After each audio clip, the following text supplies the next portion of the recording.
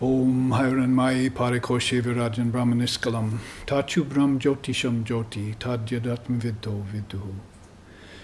Shining like burnished gold, highest and deepest, the core intelligence of living beings, partless and indivisible, free of all taint. The essence of everything which all beings seek, consciously or unconsciously, there shines Brahman.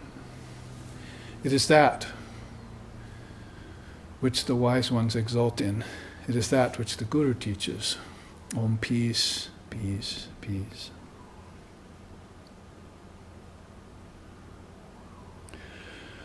Om Tanur Grhitva Upanishadam Hastram Sharam Hyupasanishita Sanjayita Ayamya Tad Bhavakatena Chetasa Laksham Tarevaksharam Somya Vidhi.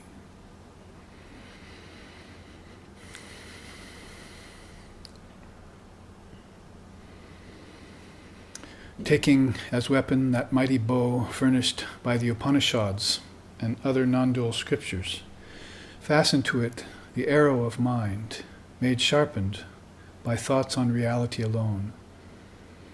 Then drawing full strength, O student, release and penetrate the mark, that imperishable Brahman.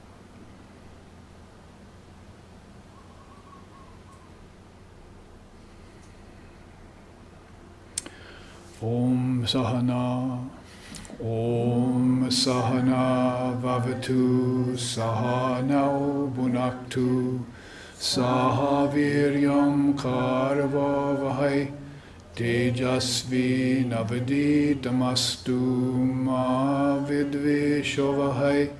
Om Shanti Shanti Shanti. May Brahman protect us, may Brahman sustain us, may Brahman illumine our thinking process. May we not find fault with each other, with the world, and with the teachings. And may what we study be a source of inspiration to us eternally. Om peace, peace, peace. May peace be unto us, may peace be unto all. Om Hari Om.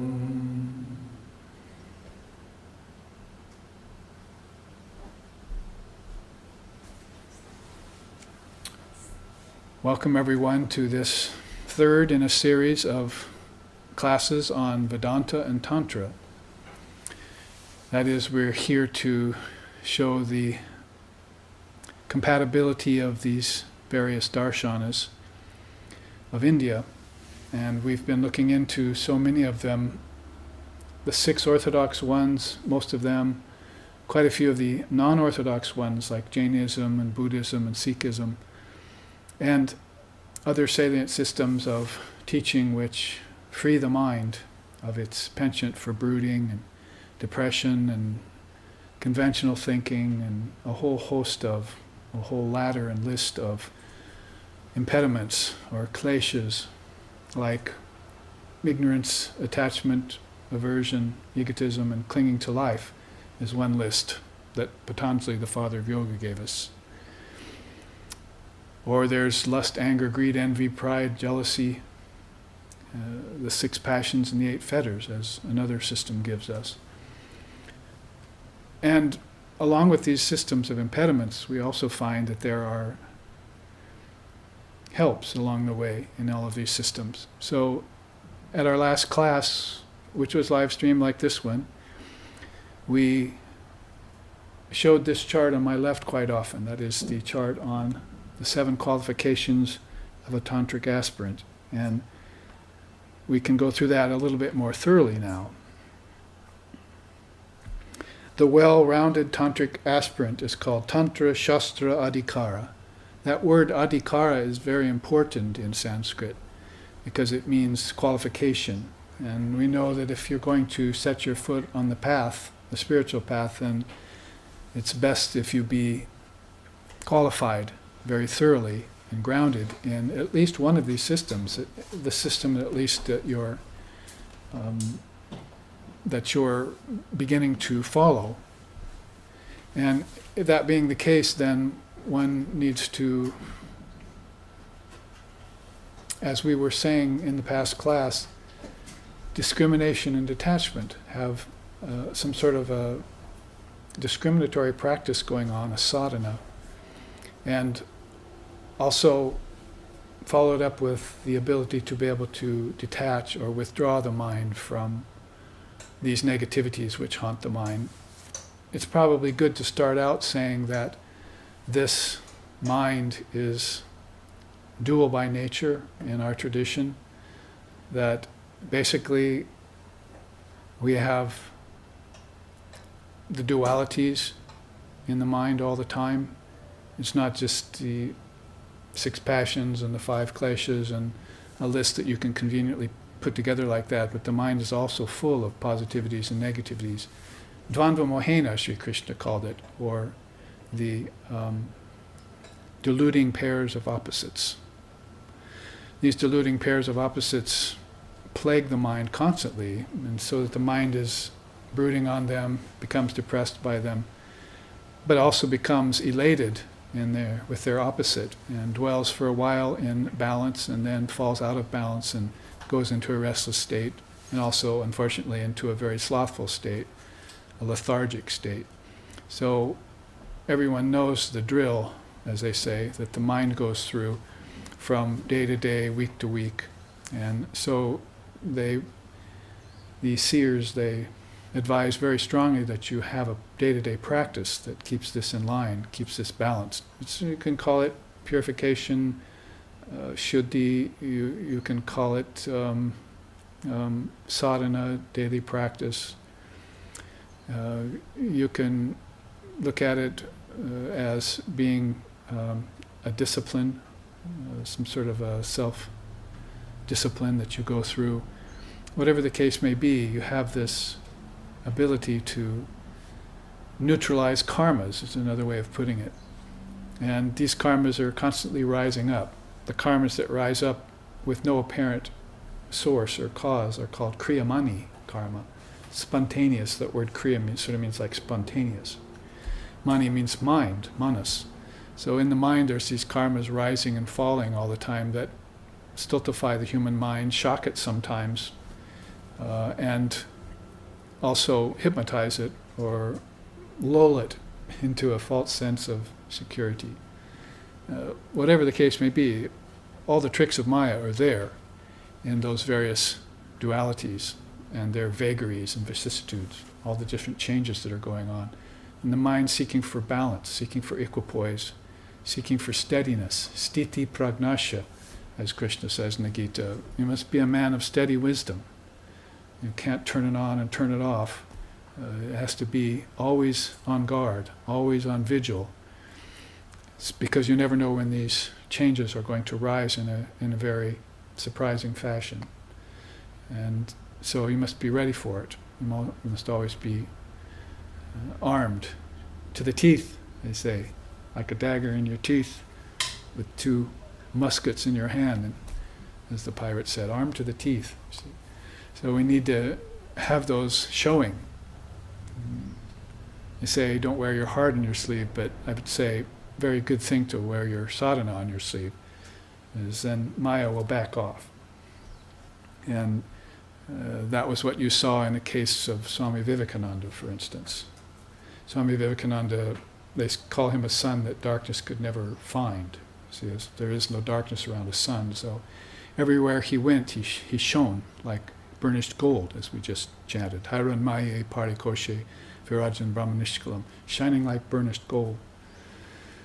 So in that case, darkness can't find such a soul, and when he moves about from place to place as he did in the world, then he brings this light into hearts and minds, to atmospheres and locations, to actions, to karma, with the most salutary and salubrious effect. It is always healing where healing is needed, always inspiring where inspiration is needed. And where inspiration isn't needed, just enjoying the company of the holy that he finds in a balanced state of mind, those beings who have attained to peace. So the Tantric aspirant wants to attain to peace, just like the Vedic aspirant does. So that's why I've put up these 2 charts, which we this one which we studied last week, the 4 treasures and the 6 jewels. And that, of course, begins with viveka, vairagya. And then I put up this chart on the 7 qualifications of a tantric aspirant, which we just flashed a couple times last week. We didn't actually go deeply into it. So since we went somewhat deeply into the 4 treasures and 6 jewels, let's look at the Vedantic side of this talk that we're having today. Then let's look at the Tantric side of it, because our title is Tantra and Vedanta, the 2 great streams, for this series of 5 or 6 classes that we're undertaking in Hawaii at this time. And by the way, an announcement can be made that the wisdom particle classes that were taken up in our last visit, our last time in Hawaii, those are now posted on our website. Some of them are beginning to be posted, and also I think available even on YouTube. So you'll be able to tune into all these classes that we've given over the past years in gradual fashion as we get them finished and completed and put up on these sources and these avenues. So the wisdom particle chart was particularly popular amongst people, and now this 2 great streams, we want to bring them forward and show them so that we can understand, as I said in the first class, that when we're reading a great testament or a great manuscript like the Gospel of Sri Ramakrishna, which is this fantastic testament to the visitation of an avatar in this day and age, in this time, to the world. And we read that, we know what parts of it are yogic and what parts of it are tantric and what parts of it are Vedic, because those 3 main darshanas are kind of interwoven in there. And of course there's equal amounts of Samkhya yoga in there too, talking about the 5 elements and the 5 senses and 5 subtle senses and so forth, 5 tanmatras. All of these are mixed in a nice amalgam there, kind of an admixture in the gospel. Ramakrishna is commentating on them and discoursing on them and telling of his own experience with them spontaneously, as it were.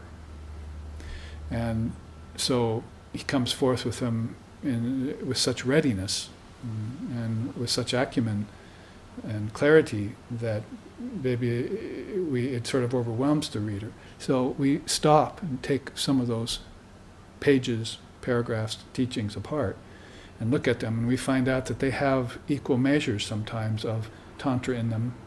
Tantra would have the teachings about the deities, like Vishnu and Kali and the personified forms of God. And the Vedanta, especially in its Advaitic form, would have those teachings where he's speaking from the standpoint of samadhi, or his experiences in samadhi, all levels of samadhi. Sthiti samadhi, jhana samadhi, unmana samadhi. He had samadhis that weren't listed in the scriptures, that the pundits couldn't find. He said he had those kinds of samadhis, and he had to give them his own names. So he was a copious map of samadhi. If there's anything Sri Ramakrishna exemplifies, it's number 1, mother worship, bringing back the divine feminine in the form of Shakta Advaita, that is basically the non-dual teachings coming from the wisdom mother. And number 2, this easy access to samadhi. And not only that, I and my Father are one, but be thee perfect as thy Father in heaven is perfect too. You too should have samadhi. Shankara is telling you, practice having samadhi in your daily sadhana. Don't just say, maybe I can reach a little bit of light here, but say, I am that, and I'm now going to open myself to the wisdom samadhi, or to the bliss samadhi, or to the non-dual samadhi even, and put yourself in that position. You have to put yourself assume the position, as they say, and then something could happen to you, very profound. And in that happening, many karmas will be destroyed. If the actual experience doesn't come, you'll nevertheless be purifying yourself and opening yourself to the effects of sadhana, to your practice. So when the tantric aspirant does that, you can see by this chart, there are 7 things in which the guru is going to look for in such an aspirant, so that he will be adhikara, preeminently qualified for the task of realization through the tantric path. You can see them listed here. first of all, looking for an intelligent person, looking for intelligence in you. And I just mentioned the intelligent particle series of classes. We had the Jnana Mantra that just like there are many bits of atomic particles in objects, in the mind there's many bits of wisdom particles. And we want to coalesce those all together in a stream and put that stream on towards enlightenment, you see. And that being the case then, enlightenment is a sure and steady thing through our own intelligence. So daksha, they call it in the Tantric tradition, they want you to be intelligent. If they're looking at potential aspirants, then maybe they'll look at a couple and say, well you two come back later. You stay with me, you see. That happened actually in Sri Ramakrishna's life. People would come to the Kali temple, which is with its many Shiva temples and its Krishna temple, all put together by Rani Rashmani in this one complex, very unusual for the time. The sign of universalism, that the Vaishnavas, the Shaktas, and the Shaivites could all gather together in one temple compound. Many of the Orthodox priests wouldn't touch it. They wouldn't come, you see. So it had to be a certain special kind of person who was open-minded and wasn't hidebound and too traditional, too bound by tradition, who would come to that. And Ramakrishna, of course, was a candidate. So he became the priest of the Kali temple. So while he was there, then it became known that this great Paramahamsa was living at the temple there, so people would begin to visit him, usually by boat. We still do that nowadays, and in fact, when we go to India next month, all those of you who are coming, we'll jump in the boats and we'll go up the river, and we'll get off at the Kali Ghat, at the Ghat at the Kali temple, and therefore walk up to the Dakshineshwar temple and visit Master's room and sit in meditation and so forth. Or we'll go get off at the Belar Mat or in other places. We'll take a landing on one of those boats. Well, in the old times they did that too. They came to see the Paramahamsa in boats quite often. There was a lot of jungle around at that time, so they had to walk through paths and things in the old days. So we take the boat there and you land, and a group of people, some of them curiosity seekers and some of them seeking aspirants, would go and appear before Sri Ramakrishna Paramahamsa, and he would talk with them graciously, and he'd say, oh, you two now, you three, you go see the temples, see the sights, but I want you to stay here with me. That was the intelligent person. Intelligence here doesn't mean, of course, the contrast between literacy and illiteracy. Like, oh, I see that you're literate, so you stay with me. You're illiterate, you go away. Because quite often the illiterate person is untouched, is guileless. It was a word that he often used in Bengali. I see these young boys are guileless. They haven't been touched. They haven't been besmirched by the world yet. So I like to have them around me because they're candidates for the transmission of this teaching. And others had maybe been scorched by the world already, had been affected. So it's not so much literacy and illiteracy as is that this kind of intelligence in you that has been there from previous lifetimes. In other words, some sort of knowledge of the spiritual path, of the teachings, of the teachers, the seers, some sort of fealty to God. That's the kind of intelligence they're looking for. Vidya. Not avidya, ignorance, but vidya. As avidya is the first of the 5 kleshas, as we just said. Ignorance of your true nature is the first barrier in yoga. Very first one. How can you go anywhere if you don't get rid of it? See? So nahi gyanena sudrishyam pavitram miha vidyate. Use wisdom, Krishna says, to get rid of ignorance, because wisdom is the greatest purifier. So that wisdom is going to be based on a matter of your intelligence, isn't it? So you must bring your intelligence out and hone it, and then come to the teacher and say, is it ready? Will you accept me? In the old days, you brought wood under your arm and knocked on the guru's door, you see. You bring wood. See? So that's a sign that you're ready to get the teachings on the deep level and become an apprentice, become a student, become a disciple even, and make your way swiftly along the spiritual path in this day and age. So you bring wood and knock, and then the guru looks at you, and if he sees that daksha in you, says, okay, go to the kitchen, and you'll be my wife's servant for a while. That's what wood is. It's cooking food and so forth, keeping warm. So it has a spiritual significance in the tradition. So in that way, then, daksha is very important, this intelligence. What else is there shuchi, must be pure of heart. Pure of heart. So, I would say that's probably one of the qualifications in any path, or sampradaya, or sadhana, or darshana that you would take up. They want to see you pure of heart. So you see, this is sort of the two wings of the bird already, isn't it? It's knowledge and devotion, or wisdom and love, if you want to put it that way. So you see how the tantric aspirant has a very definite advantage over one-sided aspirant, a person who's just thinking in one dimension. He's already thinking in terms of, I must have a pure heart and an enlightened mind. Readiness for these deep teachings. What else is there? Sense mastery, jitendriya.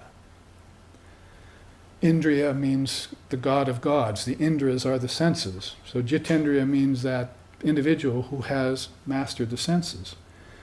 So if you come to the Guru and your senses aren't mastered, then you'll probably be one of those that he'll say, go see the temples, go see the sights.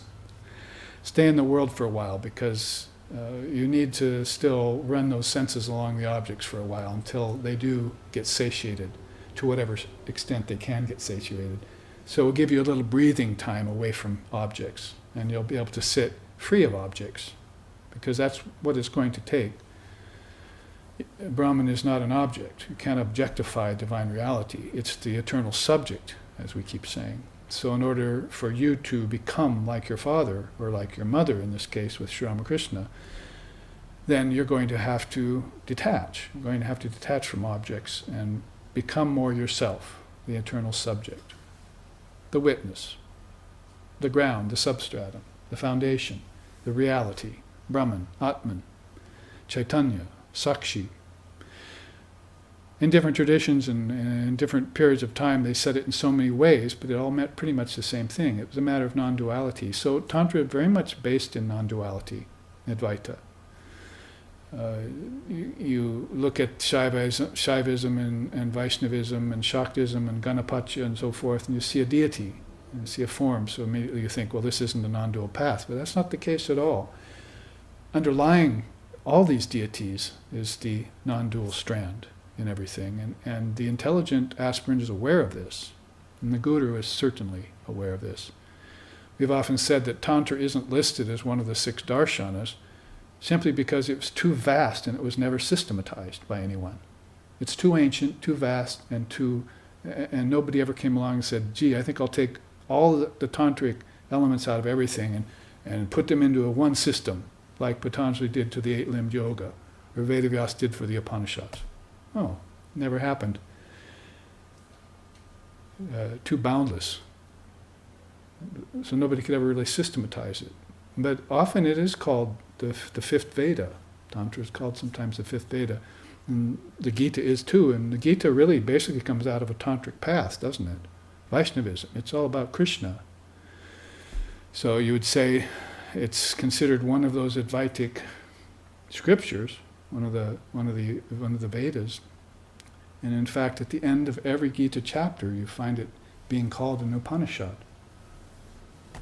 Upanishada Mahastram, one of the great Upanishads. So they consider it that, even though it's a section taken out of the Mahabharata. You see, so this strand of non-duality is following you everywhere. And it actually becomes quite pronounced in Tantra if you don't fall victim to that misconception that just because there's a deity there, it means it's not non-dualistic, that it's dualistic. In fact, it's very rich dualism you're talking about there, when you're talking about Vishnu or Kali or Shiva. How can you X that out of Vedic equation? It wouldn't be Vedanta anymore, would it? It certainly wouldn't be Ramakrishna Vedanta, because as we were just saying in the Gospel, he's dancing and singing in ecstasy with Krishna and Vishnu on his lips, the names, you see. And he's sitting and talking about Shiva and the non-dual tradition, Shaivism, and of course he's a Divine Mother aspirant, a Divine Mother devotee, a Divine Mother master, a Shakta, a Supreme Shakta. is ideal, is Kali. So all of those are mixed in there very nicely, thank you. And we should be intelligent enough to recognize them. And then our heart will become more pure. You see, we won't have doubts. We won't get into arguments. We won't go to war. It'll be a matter of simplicity. A very important kind of mindset that the aspirant has to manage. And then sense mastery, you see, it's almost coming top down again, isn't it? It's not like, I have to start with the yamas and niyamas, then I have to go to asana, and then I have to go to breathing exercise, and then somewhere along the way, maybe my senses will come together by the fifth limb, see, pratyahara. It's not so progressive like that from the bottom up. It's more about almost from the top down here. So you must be intelligent, you must have a pure heart. Intelligence is here at these chakras, pure heart is here at this chakra. Sense mastery falls at the lower chakras, doesn't it? So basically, you're coming down the ladder again, and if you come any further down, then you get to the yamas. See, peaceful, non-violent. Just like Father of Yoga and every other Indian seer wants you to practice ahimsa. Here it is, sarvahimsa vinir mukta. So, peaceful and non-violent across the board. What to speak of just ahimsa, be non-violent. He wants you to be sarvahimsa. Sarva means all, everything. Be non-violent to everything and in every way possible.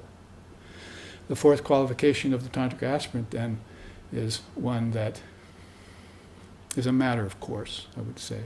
Just a matter of sensibility. If you're intelligent, it would almost be there already. Any intelligent person is not going to raise his hand or raise a weapon against another person, no matter who that person is. It could be, if you've taken a vow of ahimsa, that you'd rather stand there and be killed than kill an evil, violent enemy. See? Because it's just not in your nature. It's in his nature to kill you. It's not in your nature to kill him. But above all of that, you know that anyone who thinks he's being killed and those who think they're doing the killing, they do not know.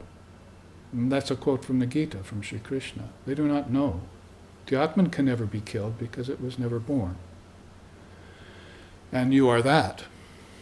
So with that kind of intelligence manning you up, bolstering you up, gearing you up, then you can go anywhere and do anything without falling victim to any of the errors that are constantly being committed by so many other human beings who don't come to the teacher with wood under their arm and say, accept me, accept me. So what else is here? Dvaitahina. Now we find out what I was just saying. The Tantric aspirant wants to be Advaita, wants to be a non-dualist. The word there in Tantra, Dvaitahina. So that was my experience when I came to Swami Sheshanandaji Maharaj at his ashram in Portland, Oregon when I was in my mid-20s. My experience with him, the first one, is he yelled at me. In a voice that was rather rough, he said, "If you believe in original sin, then get out of this place." That was the first words I ever heard my teacher tell me. He didn't say hi or how are you. How's the weather back in Hawaii? See? How's your wife doing? He said, if you believe in original sin, get out of this place. I can't teach you. And I said, Swami, I don't. It doesn't make sense to me. I've come to learn the Vedanta. See, that's what I'm here for. And I had heard that one of his favorite mantras was, "This is not a social club." So I told him, I said, I'm not here to join a social club. And that kind of broke the ice. Heard one of his own mantras and gave a little smile. So in that vein, I started my teaching, you see, and so I was a non-dualist, wasn't I? That was what I was most interested in. I wasn't interested in somewhere along the line I committed a sin back in some series of lifetimes. If lifetimes were even accepted in Christianity, fundamentalist Christianity, who knows anymore? But that wasn't me. See, I wasn't to blame for Adam's mistakes. That's what Vivekananda had told me in his writings, in the readings. He said, I don't find it sensible that anyone should shed their blood for me, for my mistakes, or that I should be responsible for someone else's mistake in the past. I'm my own person, thank you. That's an Advaitist. That's the Advaitist way of thinking. You're not falling under the press of wan, pallid, outdated, outmoded axioms. He's standing up for something that he feels very strongly to be the non-dual truth. So he's Dvaitahina. Now, what's next? Astika, devotion to the scriptures. So we know that Shankara says that my devotion, my shraddha, my faith, is in the scriptures, in the non-dual scriptures, rather than, say, to some deity, although he does start off most of his scriptures saluting Govinda. And he sings some of his songs to the Divine Mother in several different forms. So you know that the deities are a part of his understanding, even though he is a very strict non-dualist. But here in Tantra even, which is supposed to have such fealty to deities, what's the devotion to? Astika. It's to the revealed scriptures, to the darshanas. There's Astika and there's Nastika. Astika are the main darshanas of India. Nastika are the non-traditional ones. So basically, he starts out on a very traditional footing. Vedanta, Yoga, Samkhya, Uttaramimamsa, Purvamimamsa, Nyaya. These are a host of darshanas that have been the very foundation of Vedanta. So here they are appearing in Tantra. You can see how the two streams have come together, and you can hardly recognize they're merging. Nor you're probably going to see in the future them coming apart and following two different streams again. You're just there at that confluence, and you're enjoying it immensely if you understand it right. You're benefiting in an intense fashion by that coming together of these wisdom streams. You're recognizing sarvahimsa, the overall non-violent attitude that all of these pathways have in context to one another. And finally, Brahmanista, Brahmavadi, Brahmaparayana. It's a triputi inside of the seventh qualification of Tantra. Maybe I want to nishta. Have you heard of the great saying Ishtanishta? Ishtanishta, it's used both in Tantric circles and Vedic circles. It means Ishtam, the chosen ideal, Nishtam, fealty or devotion to. I have one-pointed devotion to my Ishtam, Ishtanishta. It's a great teaching, especially amongst the Americans and some of the Europeans and so forth who come to take the path, and they practice for 6 months and give it up. I say, well, what happened to Ishtanishta? What happened to your devotion to the deity that you professed 6 months ago? Where did that go? You suddenly found out that, what? That the Ishtam, that you doubt the Ishtam, or that you're not good enough for it, or it's not good enough for you, or you found another Ishtam? That's called changing horses in the middle of the stream, and it usually doesn't get you across the river. It puts you at peril. You could drown in the sea of worldliness, swept away. So select an ideal and follow it. And that ideal, if it's based on intelligence and purity of heart and mastery of the senses, you will select the right ideal out the door. I'm not saying that people don't get on a wrong path by selecting an ideal, and it's the wrong ideal. That is, it's an inferior ideal, and then they have to adapt and grow. But if you follow the tradition, which is another one of my teacher's favorite and friendly mantras, along with "this is not a social club," he'd always go down the hall, sometimes yelling, "Follow the tradition." He wasn't speaking to anyone individually. He was speaking to all of us, hanging out in rooms and hallways. We could hear him throughout the whole ashram. Follow the tradition. He was thinking something. He was following your thoughts. Somebody upstairs was deviating from the tradition in his thoughts. So he wouldn't have to have anyone standing around him in front of him to yell out, "Follow the tradition."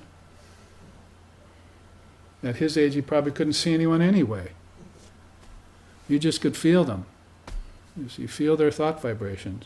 So he wanted Brahmanishta out of you. He wanted you to be intensely devoted to Sri Ramakrishna Paramahamsa, because that's why you came to him. That's the mantra he gave you for him.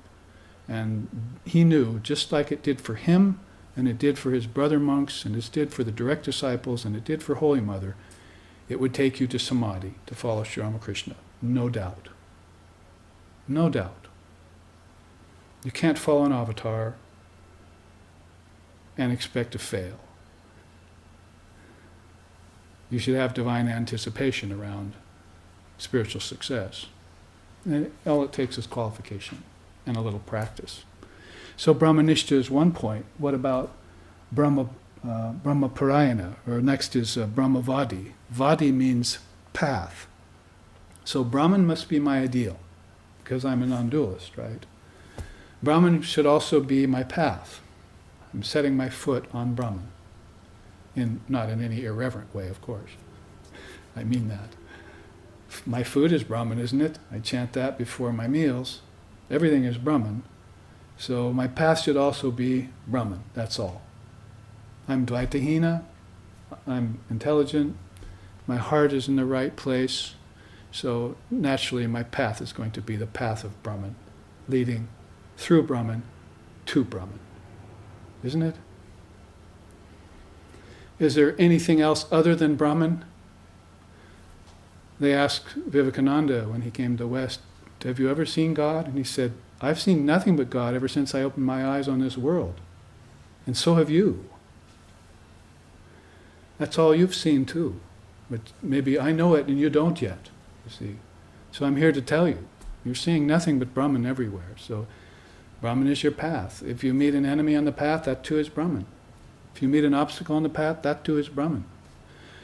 You can call it Maya for a while, but even Maya is going to get out of the way and reveal nothing but Brahman. I mean, that's the Tantric way. In Tantra they say, Maya is the one who covers your eyes with one hand and leads you on with the other. It's just that some people say, excuse me, ma'am, I want to see where I'm going. That's a seer, you see. A seer sees, right? So, pardon me while I remove your second hand. Keep leading me, thank you, but I want to see where I'm going. Tantra is also the tradition that says Maya is like the skin of a mango. You're the mango, and Maya protects you until you get ripe. Tantra is also the tradition that talks about malas. We talk about original sin and this and that, but when you talk about malas in Tantra, they're apparent imperfections, and they're like unripe fruits, like the mango, which will ripen over time and fall off the tree naturally. And when they fall off the tree, they will reveal the tree. That is, when your transgressions, your errors, your inconsistencies, your sins, however you want to put it, they ripen. And when they ripen, they fall. And when they fall, they're done with. They're not black marks on your soul in Tantra. They're called imperfections, malas. So that's what gets thee behind me in a natural way, you see, as Christ said. Get thee behind me. Those unnatural things, they just fall and they are over with. And you're pursuing your path as you should be. And number 2 point about that tantric teaching is that you're the ones that took on the imperfections, and you took them on purpose. Now there's a shocking turn of mind on the idea of sin, original sin or any other kind of sin, isn't it?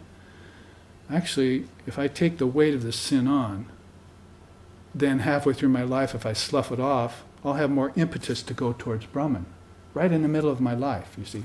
So it's like, if you meet a barrier, Vivekananda said, you push against it, and it gives way, you have much more impetus at that point, don't you? A barrier actually helps you push through, and after you push through, you have more force behind you to go farther. It's just common physics. object against object. But if you met an object and you didn't push against it, you just kind of sat there mildly and meekly, then if the obstacle did fall away eventually, you wouldn't really have that much impetus to go forward. So it's this force that you build up through sadhana. The malas then, the imperfections, are considered something that give you forward moving ability. So these are teachings that just come to mind quickly in Tantra that I've uncovered and culled out in my studies of the Tantras and the teachings there. They're beautiful teachings. They're unique to Tantra. They're unusual. And you can see Ramakrishna used them quite a bit. If somebody says, how do I get rid of lust? He said, increase it. It's not a Vedic teaching, Vedantic teaching anyway. It's a Tantric teaching. You'd ask him, what do you mean increase it? He says, turn it towards God and increase it. So yes, there's a little bit of a qualifier here, I have to tell you. You just put it in a different direction, then increase it. You'll be fine. Same with anger. Be angry that others have realized God in the past and you never did. So use your anger in that way, see. Because it's probably a little bit unlikely that you're going to be completely ahimsa, right? Peaceful and nonviolent. You might still get a little bit upset at times. So use that anger in a positive way. So these are tantric teachings. So they are your path. You see, they're part of Brahmavadi, part of that seventh qualification of a tantric aspirant. Also, Brahmaparayana, your refuge, should be in Brahman. I take full refuge. I take refuge in my guru, who is an ocean of compassion, who is a great wave of compassion rising up out of the ocean of Brahman, whose lila, whose divine play, floods my mind with inspiration. It's a song Vivekananda wrote about his guru. So his guru represents Brahman and is a great wave of Shakti power rising up out of that ocean of Brahman. It's Atman, basically. So these 7 qualifications, you can see how rich the Tantric tradition is as a teaching. This is an early teaching we gave, but we haven't brought it back very often. They also go with the 7 victories of involution, which show you the very heavy influence of Samkhya yoga in Tantra, particularly in Shaivism, because you had the 24 cosmic principles that Lord Kapila gave you. And basically, you can see them slimmed down, condensed down into 7 here. First, you have Bhuttajaya. That means mastery over the 5 elements. Does it sound familiar? Doesn't it sound Sankhya? Doesn't it sound yogic? Mastery over the 5 elements. If you looked into yoga, wouldn't Patanjali be telling you, meditate on earth, now meditate on water, now meditate on fire? What's the word he's using? Alambana. Alambana means a foundation for meditation. If you take earth as a foundation for meditation, you'll know everything about earth eventually. And when you know everything about earth, you will conquer all your fear about earth. And when you conquer all your fear about earth, you will have mastered it. Because ignorance, fear, and doubt are the 3 things that keep you from mastery. Those are the 3 things which the curtain of nescience, the cloud of unknowing, that covers your intelligence, is hiding. Those are the 3 things that hide. So if you master your fear and your ignorance, then you all of a sudden arrive at the station that they want you to conquer 5 elements. You have mastered them. And now you're the master of the 5 elements. Has ramifications for your future, doesn't it? If you take another birth, then when you come into the realm of the 5 elements, you'll have already mastered them. So you won't be at odds with nature, or you won't be a materialist. How can a non-dualist become a materialist? How can somebody who's realized their soul as being sentient become insentient? Doesn't make sense. Their nature is sentient. So mastering the 5 elements mean you've put them away in a nice chest of drawers. Somewhere back in the mind, the cosmic mind, They exist as thoughts only. And if I open my eyes and I see an ocean, and I see the trees, and I see air, and wind, the effects of wind and everything, then I'll know, oh, here's that old friend of mine, the 5 elements, that old world that I've mastered long ago. And I needn't be upset or afraid. So that's Bhuta Jaya. Jaya, victory, victory. Jaya, we chant Jaya, right? What about Prakriti Jaya? Then you must control all the creative principles, nature. Prakriti is nature. Get control over not just air, earth, fire, water, and ether, but everything that Prakriti has for you, like the body, other forms, other worlds are also made out of an unmanifested Prakriti. So you're inspecting the nature of nature very deeply, aren't you? What is its nature? And you get victory over that, and you've mastered it.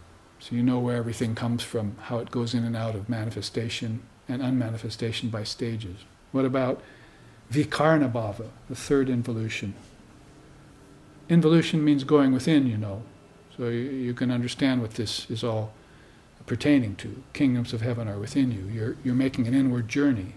And you usually do that sitting in one place. So it means you would have had to have mastered your posture, mastered your breath, and calmed your mind.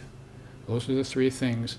If you want to put it in the simplest way, those are the 3 things you're going to need in order to get into a state where you can take an inner journey, where you can actually visit the rooms of my Father's mansion, the chambers of my Father's mansion. Actually go there. So, sitting still, with my breath controlled, with my mind under control, senses under control, then I'm moving in. I'm finding out that I can perceive things without my senses. Beautiful songs have been written about it, for instance. Jatone hridaye reko adarini shamamake.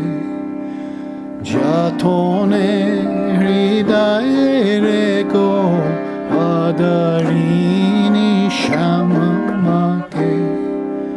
He sings Kuruchi kumantri jato Nikat hote dionako Gyanayone prahori reko Shejano shabdane take. Kuruchi kumantri jato. And he says, worshipping in solitude with that, in that exalted state of mind. See, you must realize that you cannot take the 5 senses inside with you. You must leave them outside. This isn't just a little hint. He's saying it.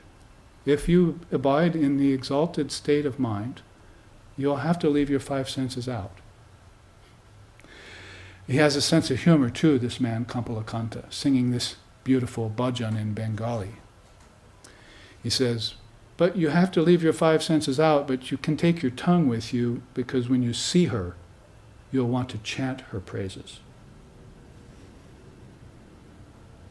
And so he sings, Jatone hridaye reko adarini shamamake. O mind, awaken to the enchanting vision of Mother Shama. Calls Kali, is called Shama, the blue color, that dark black. And open your inner eye of wisdom, he says. And then abide in that exalted state of mind. As you do, remember, you cannot take the 5 senses there with you. Leave them out.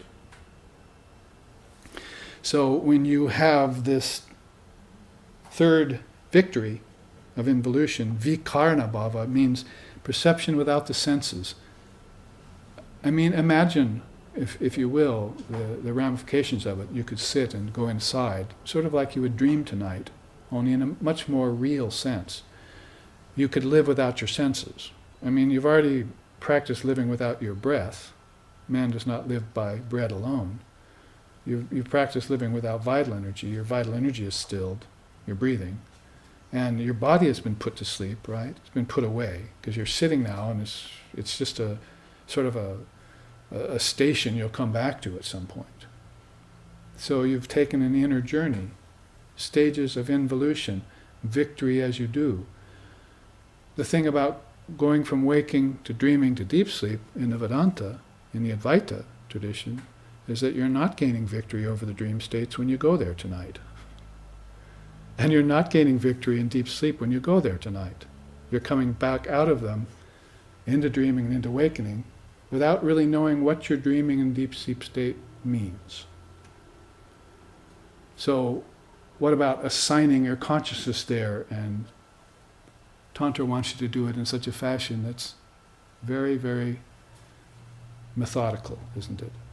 First, your 5 elements, then the creative principles of nature, finally, your senses go. And when that happens, when you get that third involution victory, you can live inside of yourself, inside of your mind. Because basically, after Indriya Jaya, control of the mind and senses comes next. Those are actually the 6 senses. Tantra's putting it in terms of 6 senses. Seeing, tasting, touching, hearing, smelling, and thinking. Because the mind is the grand organ. There are songs about that too I could sing. It says, oh mind, you're the sovereign amongst the realm of the body and senses, but you're acting like a petty potentate. You're the sovereign in the world of mind and senses. So the mind is it. You see, all the senses connect back to it, and the senses are part of the body, so the body connects back to it. When you're in a disembodied state, your mind is going to create another body for you before you take it. The material calls will go on with your parents, sperm, ovum, fetus, all that. But basically your consciousness is going to take that body. It's aware of its next birth when it's outside the body, but when it gets in, it forgets its past lifetimes, and it forgets where it came from in that particular lifetime. As we were saying, everybody loves to see a baby, but nobody wants to be a baby. Helpless and not knowing anything. See. But it just came from a very beautiful place, an inner place, and so much so, more so for the seer, for the illumined soul, for the bodhisattva, for the jivanmukta, because they've gained victory over these levels as they went into them.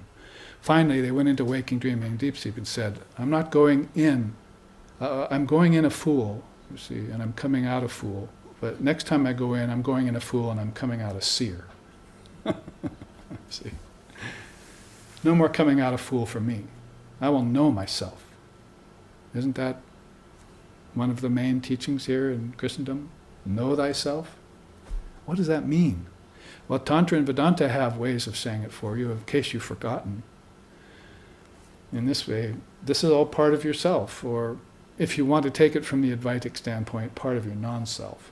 Tantra wouldn't use the term, but Advaita would say this is all part of your non-self, because your self can only be reserved for that pure conscious awareness, Atman. Chaitanya.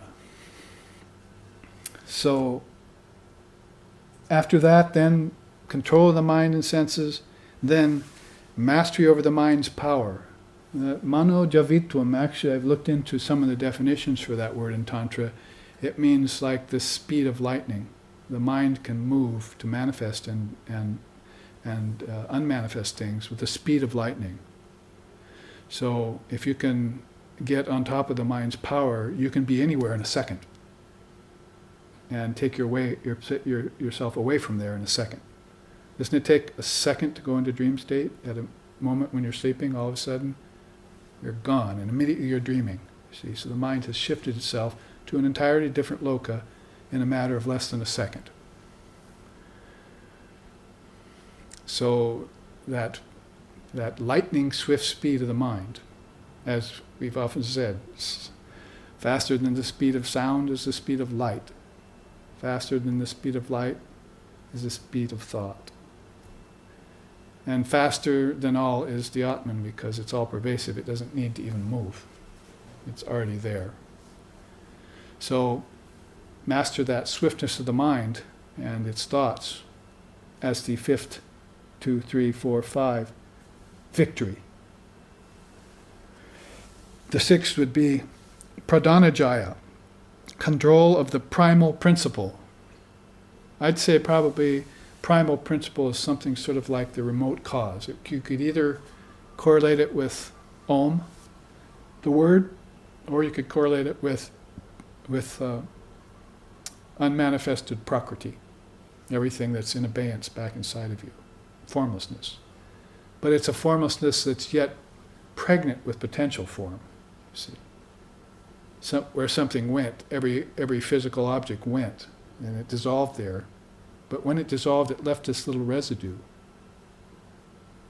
This little residue was its potential to come back again as that same thing. The tree leaving a seed behind, the seed goes into another tree, and so forth. It's sort of telling us that in the physical universe, but when we're a sentient being and we actually give up the body and die, they say die in death, and you go back, say your great-grandfather dies or something, and then he goes back into an unmanifested state. His form dissolves, but he has a little bit of leftover sediment there, you see, from the dissolving process. And that little sediment is almost invisible. But from that little seed, another great-grandfather will be born. And so will a baby come out of unmanifested prakriti, grow up, dissolve back into unmanifested prakriti again. And that's what people have called birth, life, and death with very inferior words. It's really just projection, manifestation, and withdrawal, or sustenance and withdrawal in this cycle. So that's the level of pradhanajaya. It's a very, very great master who can master that level of unmanifested prakriti, or very well versed in the teaching of Om, teaching of the word, which we have concentrated on quite a bit here in our classes. Finally, you have Satya Purusha Naitakyati. That is knowing soul and matter to be two different things. Knowing soul and matter to be two different things. See how Tantra is so much, again, in agreement with Kaivalya, or with Buddha's nirvana, you see. That at some point you're going to want to make a divorce from form, and form comes from nature. Nature, even at a very subtle state, that's why you mastered unmanifested prakriti in the first place, so that you could dissolve that residue from your last birth, from your series of births, right? You left a residue, I just said, when you dissolved everything into formless state. What about dissolving that residue too, so I won't come back out of unmanifested prakriti back into form again? That's what this means. It's going to happen by your full realization that you are the sentient self. You are the Atman. You are Buddha nature. And that you're not nature at all. You're not the five elements. That's what all of this has been telling you all the way along. So you can see these teachings are going to come to a person who's intelligent, and that person is going to understand them, and that person will be the true tantric aspirant. That person will be adhikara. Tantra, Shastra, adhikara. So there's a good slice of the tantric pie for you in the last 45 minutes talking here. And it gives you some nice, warm idea about the breadth and depth and wholeness of the tantric feeling. I'm saying this because I have quite a few students that come and listen to any given discourse, and the new ones come up afterward and said, "What was that teaching you gave about such and such and such and such and such and such?" I said, "Oh, that's really a tantric teaching." He said, "That's my path. I'm a tantricist. You just told me what I am. You see. Tell me what I say." She said, tell me what I am. I'm a tantricist. Those are the teachings I resonate with. So it's good then to put a finger on it, which is what this series of classes in this particular period of time are going to do for us. Cull out and specify those tantric teachings. Now, when you put them together with Vedanta, let's go back here a bit to the 4 treasures and 6 jewels and look at that. When you put it together with the Vedanta, then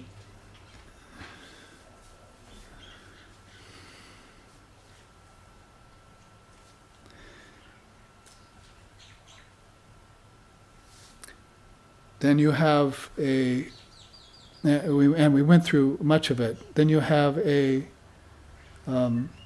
way of looking at many of the same things that you're looking at in Tantra.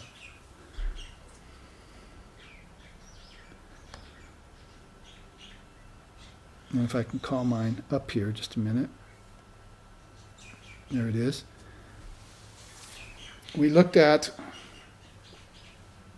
much of what this entails in the very first 2 treasure chests there on this chart.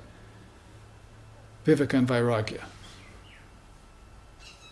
Some of you may know that song we sing about it, for instance, which is very beautiful, and again, another Bengali bhajan. Esheche nutan manas dek bijodi hai chole. Esheche nutan manas dek bijodi hai chole. Tar viveka vairagya juli. Viveka vairagya juli. Viveka vairagya juli. Dui kante sada jule.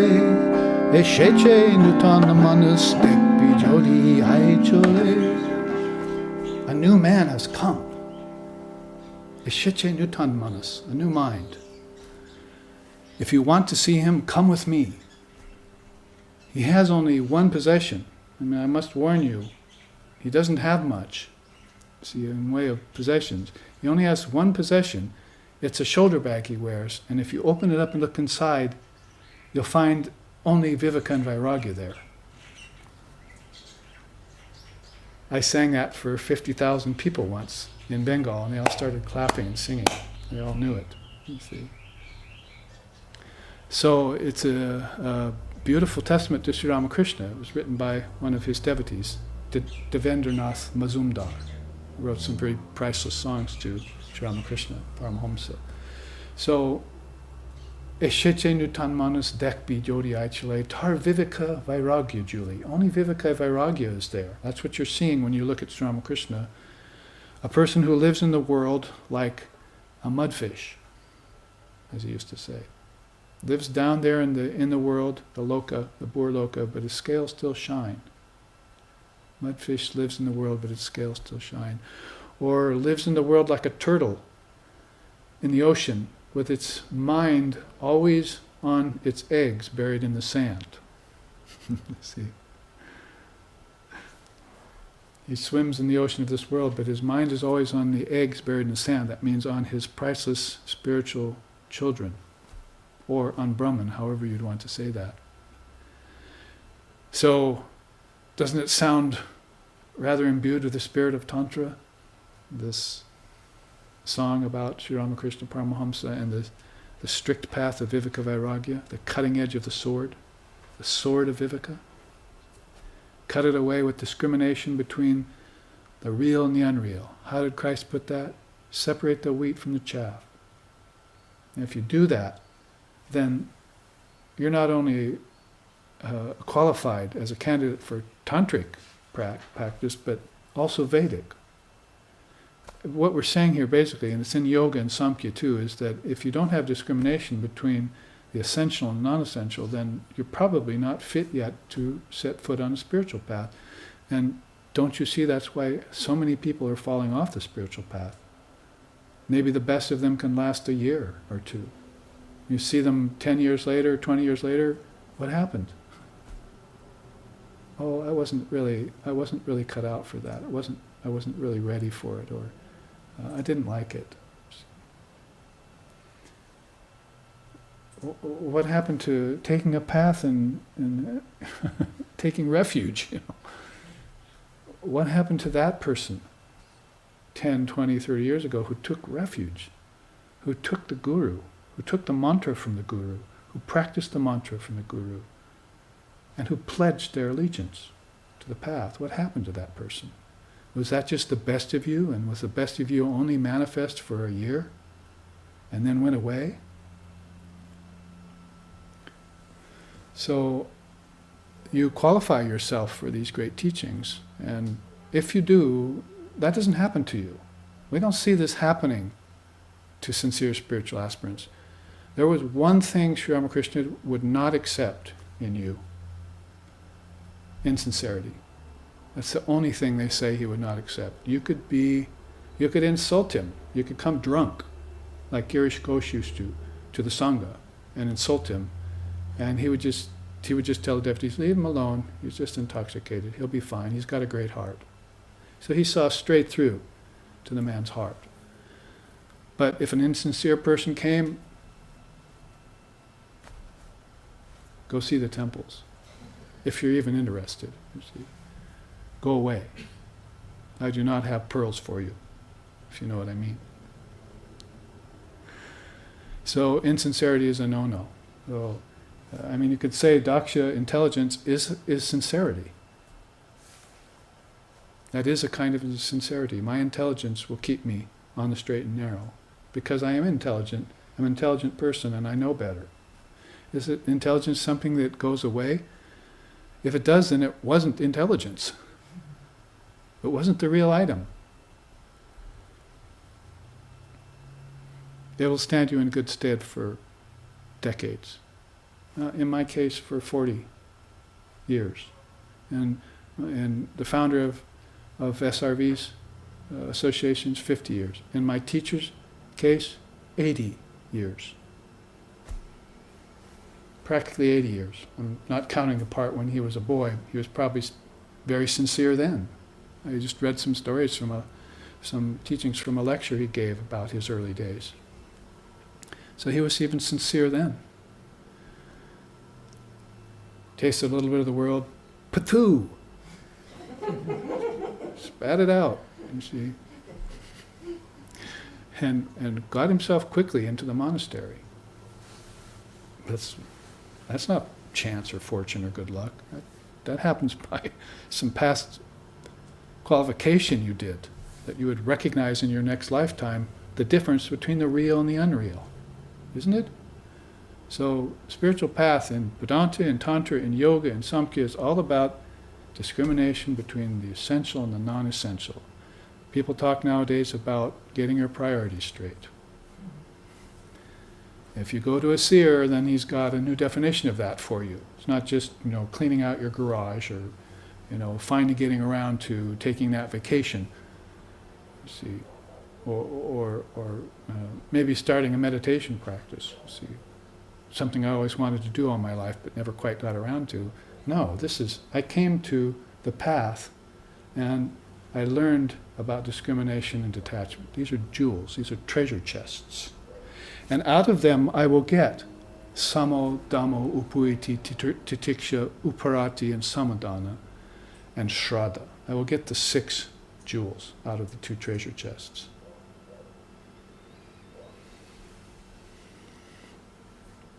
And with that, I will renounce the world, mumukshutvam. I will get a desire for liberation. What is liberation? It's successful renunciation of the world. It's successful Indriya Jaya, Bhuta Jaya, Pradana Jaya. You see? It's the same thing, isn't it? As I mastered these, I gave them up. And they were never haunting me again. They were just like tools in my tool chest or jewels in my treasure chest. If I had a challenge, I brought them out and applied it against that challenge, and the challenge went away right away. See, poof. Because it's the nature of the world and all its vagaries to be inconsistent and transient and empty. If I had come to a Buddhist teacher and he said it's all empty, and I had just taken that one teaching, taken it to heart and accepted it and proceeded on my life, from then on, with only that in my shoulder bag, that would have been viveka, vairagya. See? Emptiness. I would have been free. And whatever else was in store for me would have been swiftly gained, positive or negative, canceling out my karmas with negative, when they came up in a negative fashion, and also accepting naturally all the bounty that came to me that is a part of the spiritual path for anyone who accepts it.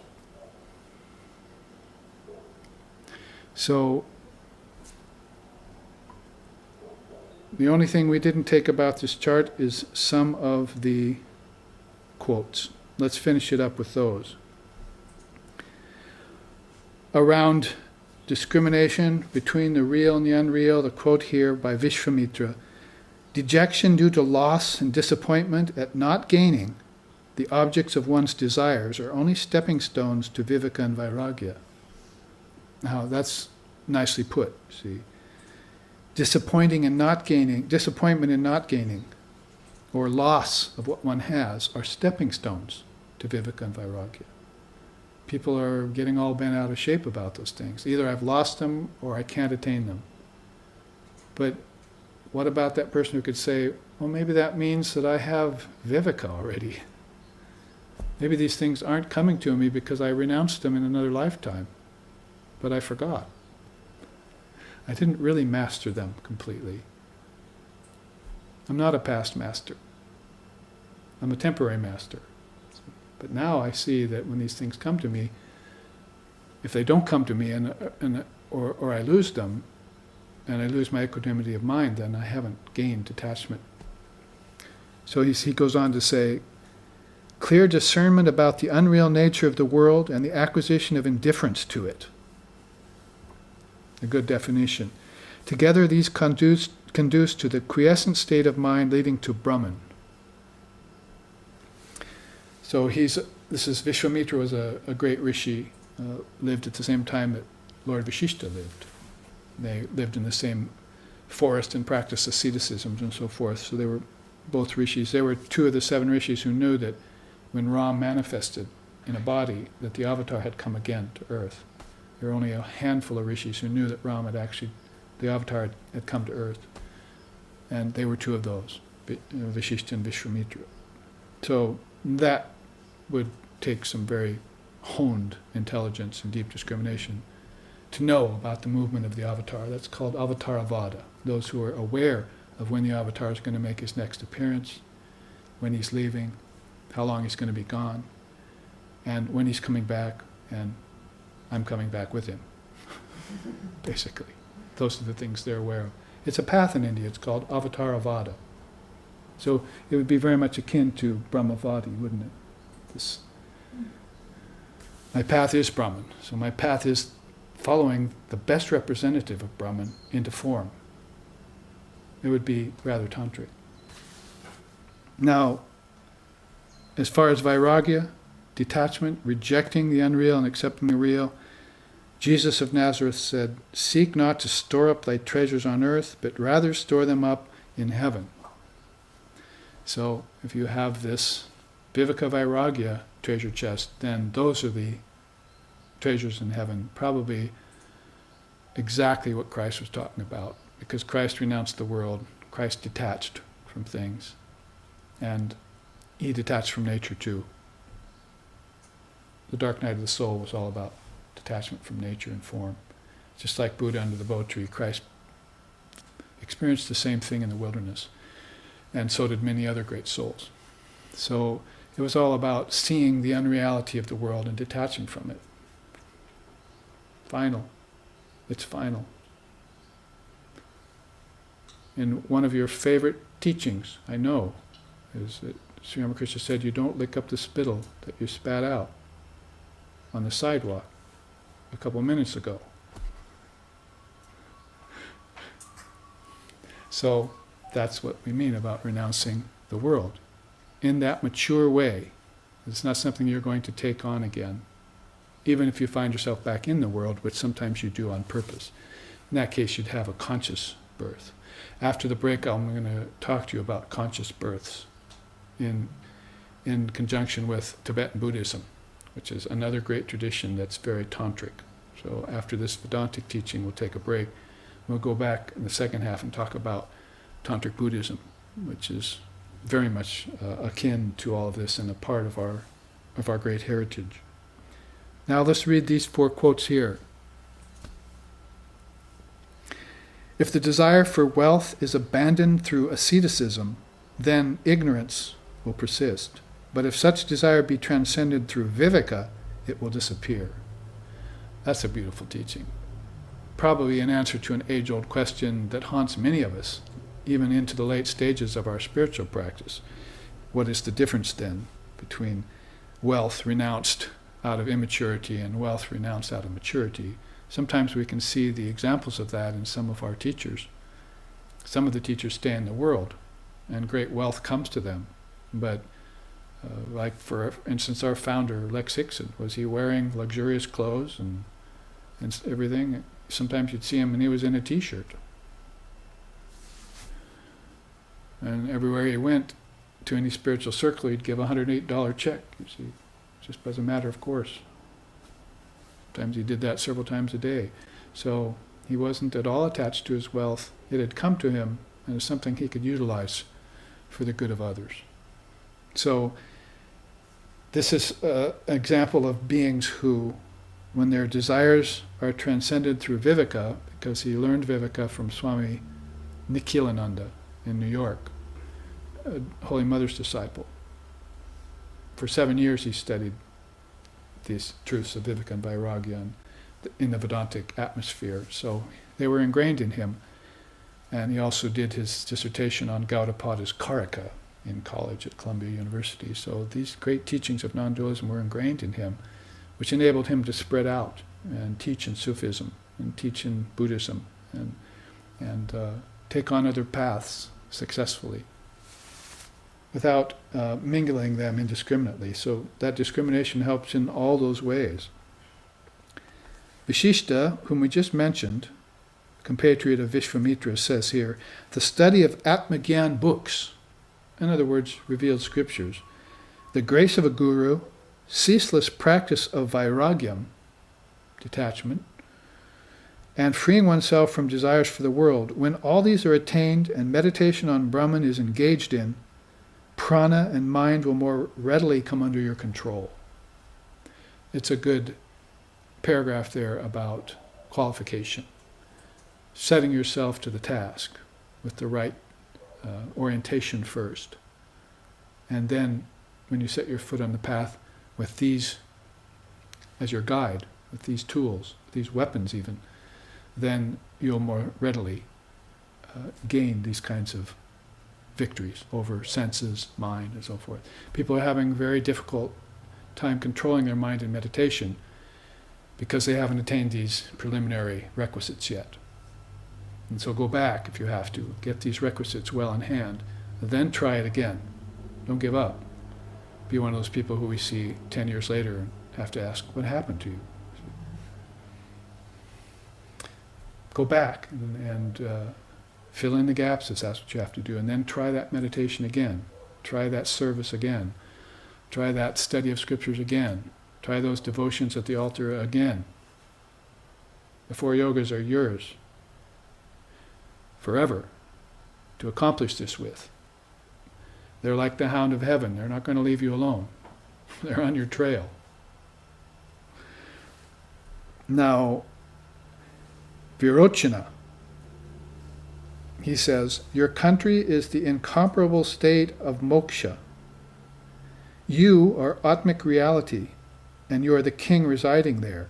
Your minister is cosmic intelligence, and the way to this radiant land is via the pathways of viveka and vairagya, and the wisdom that proceeds from them. He puts it in terms of a story, doesn't he? Kind of a metaphor. He puts it hands-on. He makes you the center of this process that's going on. So you are that king in the land of moksha. Comparable state of moksha is your own radiant consciousness. And you are the king there. Don't be a petty potentate. Be the king of that land and use your cosmic intelligence. See, all these systems are giving you, and attain viveka vairagya, discrimination between the real and the unreal, and detachment from the unreal as a couple, and then that wisdom that proceeds from them will be your pathway from then on. It will be your vadi. Now, Vivekananda says, to cap it off, advance towards liberation is the worthiest gain of mankind. May you speedily attain to freedom and then help others do it too. So he wants you free in 6 months, as he says at the beginning of his Raja Yoga text, you see. So free in 6 months and then speedily helping others to attain freedom too. Don't stop for a breath. As he used to say, we can compare notes later. Let's be about the work. See? Don't stop and pat ourselves on the back. Oh, we did it. Oh, we're great, aren't we? We're great. No, we're idiots. That's what we are. Because others are still suffering and we're not helping them. He used to get that way when people came to him for saving animals or about nonviolence to insects. He'd say, when I see that you've freed the mankind from his shackles, then I'll talk to you about the animals and the insects. He knew that the animals and insects are part of our mind. They came out of us. Nature came out of us. That's what you'll find out when you practice involution. No more sentimentality will exist in you then. Your compassion will not be kid's glove compassion. You'll have wisdom that proceeds from the attainment of the radiant land of moksha. And then you'll get busy and you'll save gods on earth. God walking around on 2 legs, you'll save them from the predicament they've fallen in, from the tyranny of their forefathers. My God, in India it had gone on for several thousand years. Here in America it's only gone on for a couple hundred. Add our European masters into the equation, the English, basically, and the Tea Party and all that happy stuff, then you go back a couple thousand years, it's all been developing. But where has been the truth in all of this? Great beings have come in that time. No matter what country or what period of time, great beings have come and made that truth broadcast. And those who have listened to it and heard it with intelligence and with purity of heart have come to attain it. And those are the ones whom we're looking at as the highest examples. Swami Vivekananda, certainly one of those. And that's precisely why we would sing, and we could end the first half with that, with a little tune. See? About Swami Vivekananda. Murta Maheshwaram Bhujala Bhaskaram Ishtaya Maranaravandyam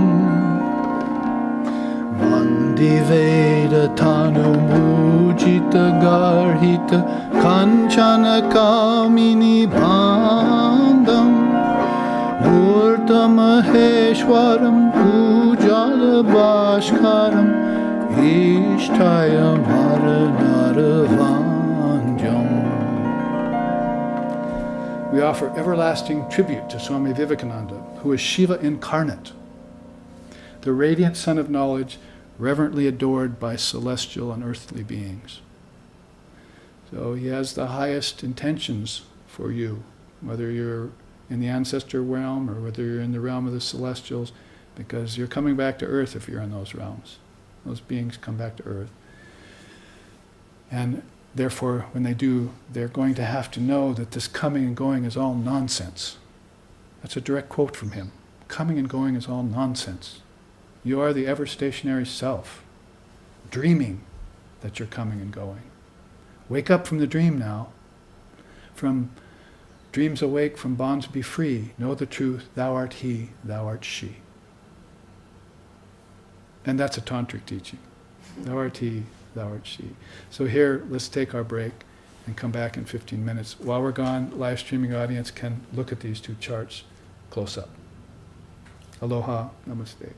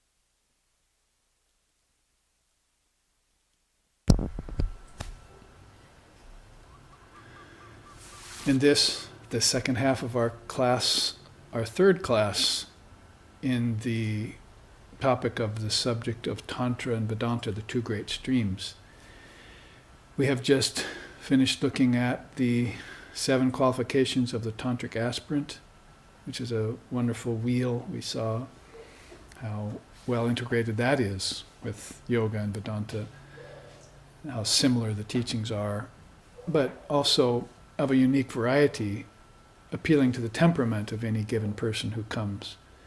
Swami Vivekananda used to say those 4 yogas suit the 4 temperaments of human beings, especially at the level of a seeker, but I would say probably even at the level of a worldly person, a person who hasn't entered the path yet. You have the path of yoga, jnana yoga that is, which is for the studious person. And there are, of course, people who haven't entered the spiritual path who are very studious. And you have the devotional path, bhakti, which is for the devotional person who is very much in love with love, which is a chart I'm going to show you here in a minute. And there are many people who haven't entered the spiritual life who still feel a great deal of love for everything, even for God. There are people who love God very much but who aren't necessarily practitioners.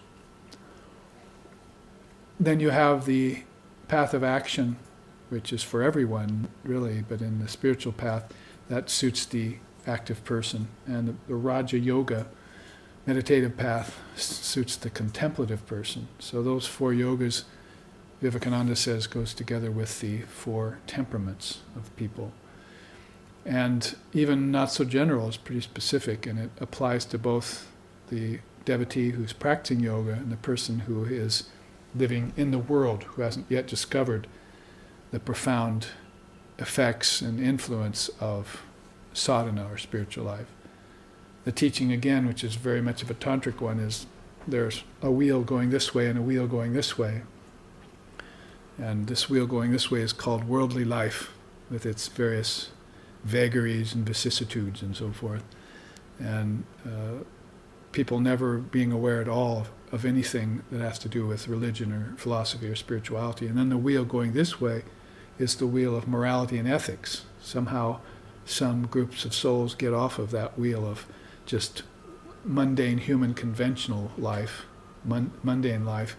They get onto into a wheel of ethics and morals, and they begin to live by that level of teaching. But those 2 wheels form what they call Maya.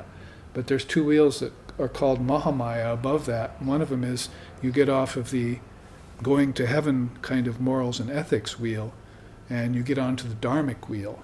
And the dharmic wheel is full of these teachings and vows you take around them, which make you a practitioner.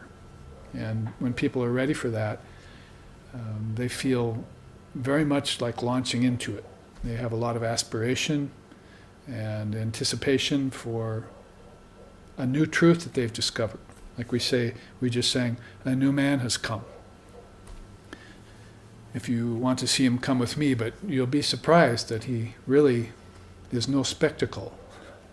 He's not rich or wealthy or has a lot of outer show or ostentation to him. Very much the opposite. He just has a shoulder bag with Viveka Vairagya in it. So people are going to, if they want to get on the dharmic wheel, which I'll show you something about here in the Tibetan Buddhist Dharma, after I show you this chart on divine love, people are going to want to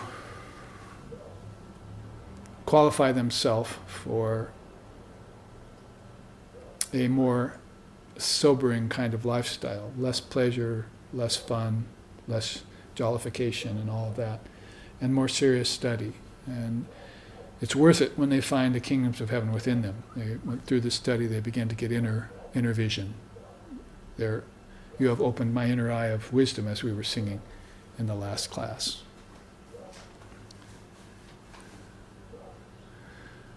So that wheel of Dharma is transcendent of the wheel of moral and ethics and worldly life. And one gets very interested in the teachings. And then there's a Dharma, a wheel that's rotating in conjunction with that, which is called the wheel of sadhana, or practice. So you hear the teachings from these darshanas, and you take a commitment to them, you begin to study them, and you gain some devotion and fealty to the path and all of that, as we were talking about in the qualifications chart. And then you want to start to practice them. And that's a whole new echelon of the soul's journey towards enlightenment, if you want to call it that. A whole new echelon is when you become a practitioner. That's going to define you. And if you have that qualification, that was step-by-step progress that that led up to that, you will succeed early on. The father of yoga and father of Vedanta both, Patanjali and Vedavyas, think that's the best way to do it, is not to fail on your first try. Because it creates a habit of failure. You begin to think in your mind, and this happens again on the worldly level in projects that you're undertaking and failing in. Also happens in the spiritual level when you're going after this great prize, this pearl of great price, or this ultimate enlightenment, is that you make a run at that highest goal and you fall back and can't make it. And so if you do that enough times, you could build a habit of failure in your mind, and that would become a sort of impediment, a granti, a knot in your consciousness that convinces you that you can't make the grade. So they like you to qualify yourself before you approach the path. So that's what this idea of going from morals and ethics to dharma and going from dharma to actually practice is about. And along the way, problems like desire, in their 7 modes, they say, sometimes 8 modes, see, they get taken care of right away. Naturally, they go away. You don't have to say, how do I get rid of my desire?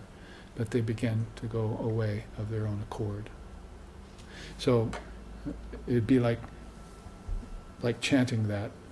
Om Mahalakshmi Astaka Stotram Mahapated Bhaktinam Naraha Sarva Siddhim Avagnoti Mahalakshmi Prasadataha Om Aim Hring Shrim Shri Mahalakshmi Devi Namo Namaha.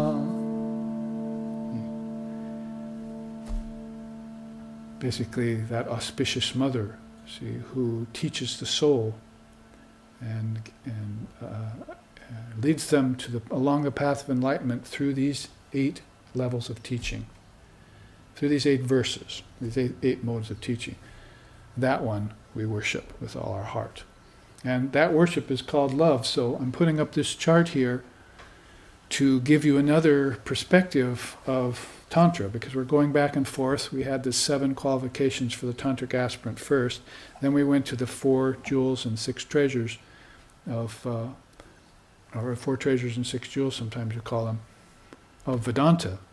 Let's go back to a more tantric level of things and look at this 4 types of love, according to Sri Ramakrishna, because I've found that it's a teaching out of the gospel, as we've been saying how important that document is to this contemporary world in spiritual terms.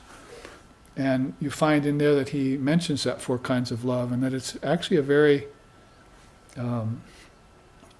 valuable one, in that it clears up a lot of doubts in people about the nature of love.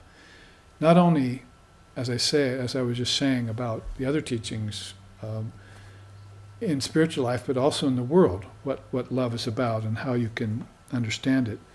I want to start by reading you this bottom quote. Ramakrishna says, "Do not speak glibly about love. Is it such a commonplace thing? True love, prema, has 2 characteristics. First, it makes one forget the world, for its intensity causes natural detachment from external things, or transforms them into Brahman. Secondly, true love takes away the feeling of my-ness from the body, which is usually so dear to man. In the sweet upsurge of prema, one wholly gets rid of the feeling that the body is the soul." Boy, there's an admixture of Vedanta and Tantra, if you've ever heard one. Just in that one set of sentences. The last sentence there, getting rid of the feeling that the body is the soul, that's Vedic. That's Vedanta, isn't it? I am not this, not this. That's neti neti. You don't become a materialist, but as we saw in Tantra in that first chart, in the first half of this class, you're also a non-dualist. You're not a materialist. So you don't fall victim to the idea that the body's the soul. In Tantra, that's the first evolute of Maya. There are 16, at least, that the Tantric seers have listed. I've gathered them into a chart, actually. We could show it sometime. But the very first one is Dehajasa Hamkara, or something like that. It means people falling under the misconception that the body is the soul, that they are the body, in other words. Or you could even say that the soul is the body. It doesn't matter which way you put it. It's the wrong connotation both times. So there's that in this beautiful quote from Sri Ramakrishna. And he also says, true love has two characteristics. It makes one forget the world, or it transforms it into Brahman. That right there, I think, is Vedanta and Tantra. Vedanta, you go towards the non-dual Brahman, you forget the world. Ramakrishna used to say, the further you go toward the east, the further away you go from the west. So the further you go towards samadhi, the less likely you are to even think of the world. If you want to put that in tantric terms of love, the more you see the Lord, the less you will want the world. They've all said that. From time out of mind, through century, through millennia, in different religions, they've all said that God is so much more beautiful than the world. I mean, if you say this world is beautiful, then you're just looking at the manifestation of Brahman, aren't you? So if the world is beautiful and it's come from Brahman, so to speak, then think how much more beautiful the source of this will be. It will have all the divine qualities of the Lord in it. So on one side he says it helps you forget the world because it causes detachment from external things, but on the other side it transforms everything into Brahman. That's the Tantric ideal. That's called deification. And my teacher Swami Sheshananda had that famous quote where he would always say, renunciation is not condemnation, it's deification. Here was a man who had been monk for 50, 60 years, celibate, totally dedicated to monastic life, and so forth. So he wasn't your usual cave-dwelling monk then, was he? Wasn't your usual sannyasin. He was a person who acknowledged that when renunciation matures, it's deification, it's not condemnation. You don't condemn the world because it's evil, or because you've noticed or realized that it's unreal, or that it's changing at a billionth of a second. It's particle. Those are not reasons to renounce it for any other reason than to make it one with Brahman. Sri Ramakrishna used to say that. He said, many people of the Vedantic perspective like to say that the world is real and that Brahman is real and the world is unreal. But I'm not one of those. I'm one that likes to say both are real, each in their own place. How did he explain that? By the example of the fruit. Some just take the flesh and throw away the skin and shell and seeds and stem. And then you just sell the flesh at the marketplace. And others, can we not do this anymore? Ever. Once it starts, it starts. Others,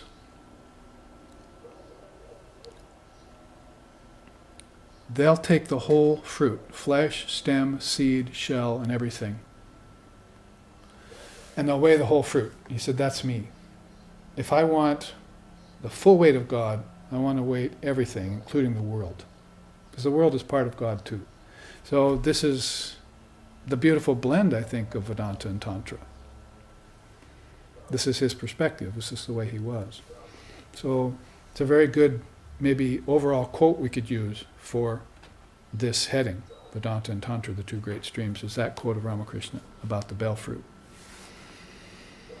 So a beautiful quote, I wanted to start it off as it kicks everything into gear for us, doesn't it? Brings it all into perspective. Let's go back up to the chart at the top, the quote at the top now. It says, "Love is the rope by which one can tether God," as it were. Whenever you want to see him, you merely have to tug on the rope. But one must know the difference between a green mango and a ripe one, between immature bhakti and mature bhakti. Unalloyed love for God is the essential thing. All else is unreal. Doesn't it sound like a blend of Vedanta and Tantra to you? I mean, they talk about love and discrimination, wisdom and devotion as the same thing, with the same characteristics, isn't it? I mean, couldn't you just as easily say immature discrimination and mature discrimination, or immature renunciation and mature renunciation? But he's saying you have to know the difference between immature bhakti and mature bhakti too. That's going to take discrimination, no matter which way you look at it. So there's discrimination inside of the path of love, and there's discrimination inside of the path of wisdom. They're both valuable. And if you look at it from the other standpoint, there's love of discrimination from the bhakti path. Isn't that what the Tantra had when he has love of scriptures? Right? Isn't that one of those qualifications we were looking at? He had devotion to the scriptures. So this is just pressing my point more and more into the flesh of our mind, as it were, in making a deep impression, a samskara there, so that doubts will be removed and we can embrace in totality, in a universal fashion, which is a principle whose time has come with the advent of Sri Ramakrishna, a universal understanding on all levels, which includes all religious perspectives. Now, as far as the teaching here itself, you see the four kinds of love. Ordinary love, sadharani, then samanjasa, mutual love, ekangi, one-sided love, and samartha, selfless love. In sadharani, the ordinary love, he says, conventional or selfish love assumed for the sake of one's own happiness, but disregarding the happiness of one's partner or of others, is sadharani. That's ordinary love. Basically, it's selfish. So if we want to find out the nature of what selfless love is, then we're going to have to go to a person who is non-attached. Because basically, people can become attached to wife and children. And that's one Mayak evolute. They call that, another Mayak evolute is called Ishanatrayam. It means attachment to wife, spouse, and money. It's called a great impediment on the spiritual path for people. If you were dharmic, then that wouldn't be an impediment. You'd just be using all of these things, family, money, and so forth, dharmically, and it wouldn't act as an impediment to you. So there again is the discrimination that you have to apply to money and to family and so forth. But otherwise, that selfishness creeps in, and it makes it impossible to understand higher love. That is, for people, if you talk to people, say about altruism, well, let's do this for free for the poor. Oh, for free? Why should we do that? It's their whole orientation is personal gain. They can't see any reason why you should work for free of selfish motive, or free of any kind of motive. Karma yoga basically wants you to work free of motive. Serve for and expecting no return. And I've talked to people who are rich and people who are worldly, and they cannot see, for the life of them, the sense to that. It's just not in them to see that. So sadharani has got a hold of them. If they have any love at all, it's pretty much for their own pleasures, their own money, their own life. They have clinging to life going on, as Patanjali would say, clinging to life. They wouldn't let it go in its selfish life. Now let's go on to look at mutual love, samanjasa, a nobler type of love wherein both parties seek the happiness of one another. So we're beginning to broaden out towards a more universal perspective, or a horizon, But we're not quite there yet, because it's usually found, this kind of love, inside of the family unit, between a couple and between their children. And it probably doesn't extend out into the neighborhood, or out into the village, or out into the city, or out into the country, or to the whole world, which universalism would do. So it's still possessed of a limitation there. And then you get to ekangi, one-sided love. A true and authentic love wherein one loves the other devoutly, but that love is not reciprocated. So Sri Ramakrishna used to quip about that. He says, the duck loves the water, but the water doesn't love the duck.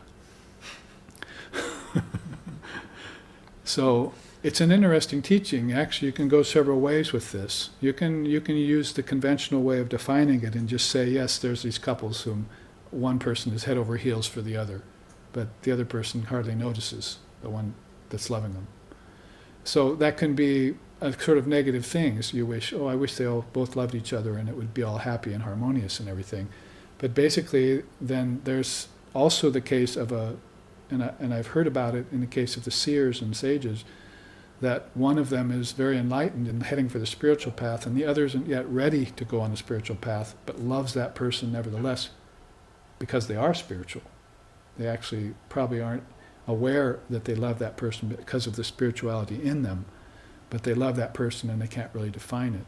So that's a natural consequence of, in any given coupling or family or even community, of one person having the vision all of a sudden, if you want to put it that way, and everyone else falling in love with that person, say like the Essenes around Christ, or Buddha's disciples, or Ramakrishna's apostles and so forth, loving that person, see, but are they ready to follow them?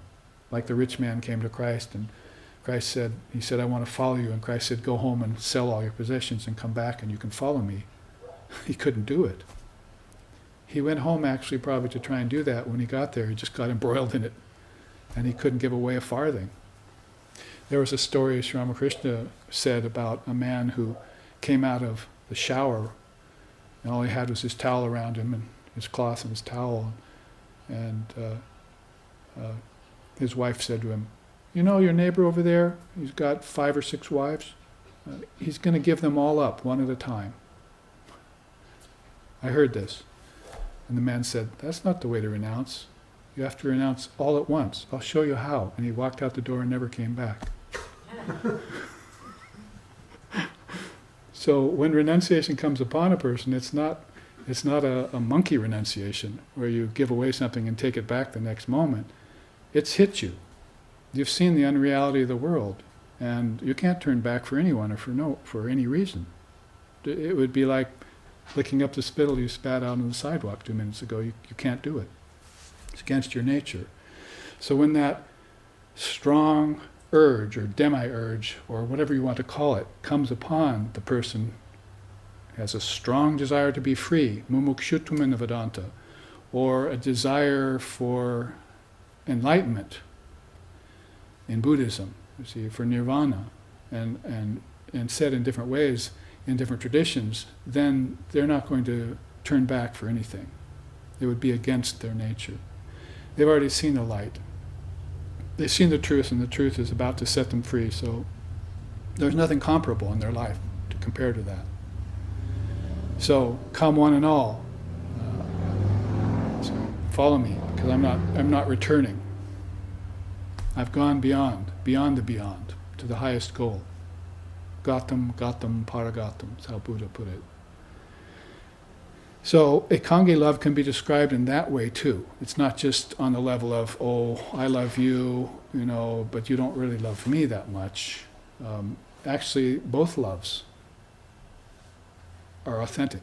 The love of the one for the other, and the love of the other for God. So, and actually that's how the great avatars pulled many people, many souls, thousands of souls into salvation and beyond, is by showing them that God is the only reality, that your wives and husbands and children are not the reality. They're forms. The one Atman in all of them is the reality, so you don't have to despair. But they are thinking themselves to be forms now, so they need to be led to that, just like you, to that highest pinnacle of understanding. So you can go about life dharmically. Even more than dharmically, you can practice your sadhana and succeed in attaining the highest. And then you'll have a choice whether to come back to the world again or not.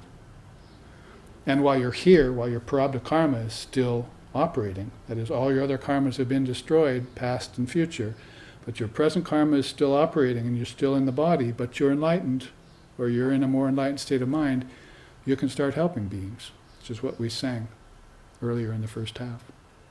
Turn to help others. Now this only leaves samartha love to describe in Sri Ramakrishna's word. There's the image of him crying on the mother's feet. You see, the mother's feet are everything to him.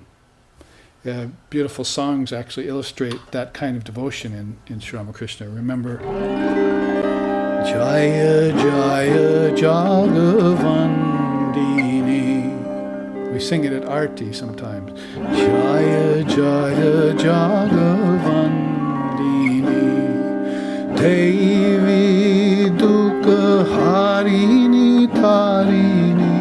Mahesha Hridaya Vashini. Jaya Jaya Jagavandini.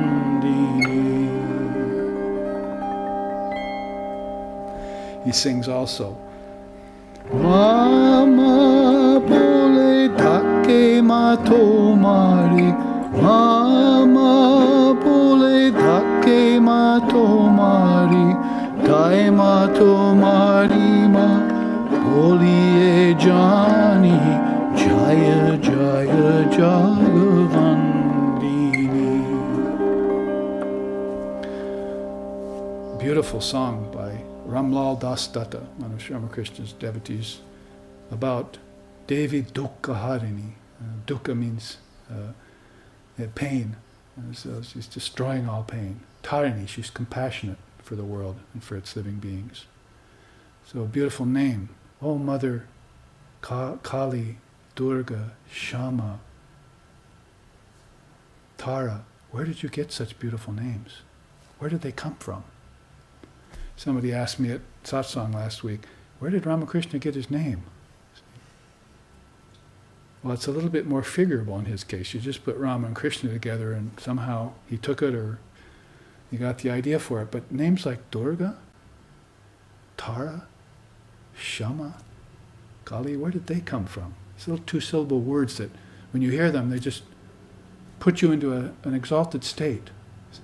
So he sings, Ma ma bole daketa ma tomari. He said, the Guru has revealed to me that you are the Divine Mother of the universe. Now I see everyone is calling you Mother. So now I think you're my mother too. Very beautiful, simple sentiments in Bengali, in the Bengali devotee. Now I see my Guru's calling Mother. He actually introduced me to God as Mother. Now everyone's calling Mother around. So I guess maybe you're my mother too. And he comes to this conclusion, you see. Very beautiful. These kinds of songs are just invaluable to our spiritual practice. So that comes under the heading of samartha, selfless love. He says about it, it's the highest type of love wherein both love selflessly, that is, both parties, each wanting only the fulfillment of the other, even regardless of their own. So you might say, look back up at samanjasa love, they both want each other's happiness, but maybe if it comes down to it, and they're going to have to sacrifice their own happiness for the others, maybe they're not going to go there. Oh, I think I'll go my way, you go your way, see. But here, it doesn't matter. You love the other party so much that you would sacrifice your own happiness for theirs. You would do anything for them. So it doesn't matter what, it's not a matter of gain and loss, you see. Gain and loss suck. It's the mantra amongst our SRB youth now, you see. So basically you don't want to get into that bag. You want to instead realize this selfless love, this love that has, that's eternal, it has no other point to it but just to love God, like the early first Jewish commandment: thou shalt love the Lord with thy whole heart, thy mind, thy soul, thy whole self. See? Well put. So a quick journey through a kind of teaching that is both Tantric and Vedantic. If you looked at it, you'd think more leaning toward the Bhakti side of things. And if it leans toward the Bhakti side of things, then it's leaning more towards Vaishnavism, Shaivism, Shaktism, and Ganapacha, you see. That's because it's leaning towards a form. Can you have love for the formless? You can have a sort of love for the formless. Advaita Hina, I'm a non-dualist. I have fealty to non-dualism. But when I approached Brahman to tell him how much I loved him, I was a hailstone and he was an ocean. When I approached him, I fell in, and there was no difference between us. There was no one to come out and say, I love you, God. So at best you can only say that from the standpoint of a relationship, right? So the devotee will say it. The Advaita Hina, the one who has taken non-dualism for the highest and sees the form as not a personality, but a principle. That love the Lord thy God with all thy heart, all thy mind, and all thy soul. Almighty Father, are you talking, or are you talking about the Savior? The Savior, that's pretty easy to do for people who are intelligent, for people with a pure heart. Easy to do for people who don't love the world so much. They see the world as a mixed bag. I can't really love the world because it snaps back at me. It's got birth, growth, disease, old age, decay, and death. It's got lust, anger, envy, jealousy, pride, greed, delusion, pride of caste, pride of lineage, grief, shame. Shall I go on? If it has all these things, how great can it be? Or I have to become very, very good at avoiding these very same things. Like Sri Ramakrishna and Holy Mother both said, lust, anger, you'll never get rid of them. They're your companions in life. Therefore, just keep them at a minimum. So they say anger, gone like smoke in the wind. My teacher was like that. Anger, gone like smoke in the wind. Flare up at you, and then 10 seconds later, it never happened. You realize pretty soon it was to wake me up, he did that. He didn't have anything invested in it. I once, it was a strange thing in our family, when we got scolded, we laughed. Or laughed at each other because we were getting scolded, you see. So once I laughed during one of Swami Sheshananda's scolding. And he turned at me, and I thought I was going to get a bigger scolding. But his face broke into a smile, and he said, you have to understand, I'm just a man of moods. And he turned and walked away. So he used these moods. He was a master of these moods. He had all the Indriya Jaya, he had Mano Javitvam, he had Pradhana Jaya. He had mastered the involution process, which is why he came out and became a monk at such a young age and kept his monastic vows his whole life. He never gave up his vows, his mantra, or his guru.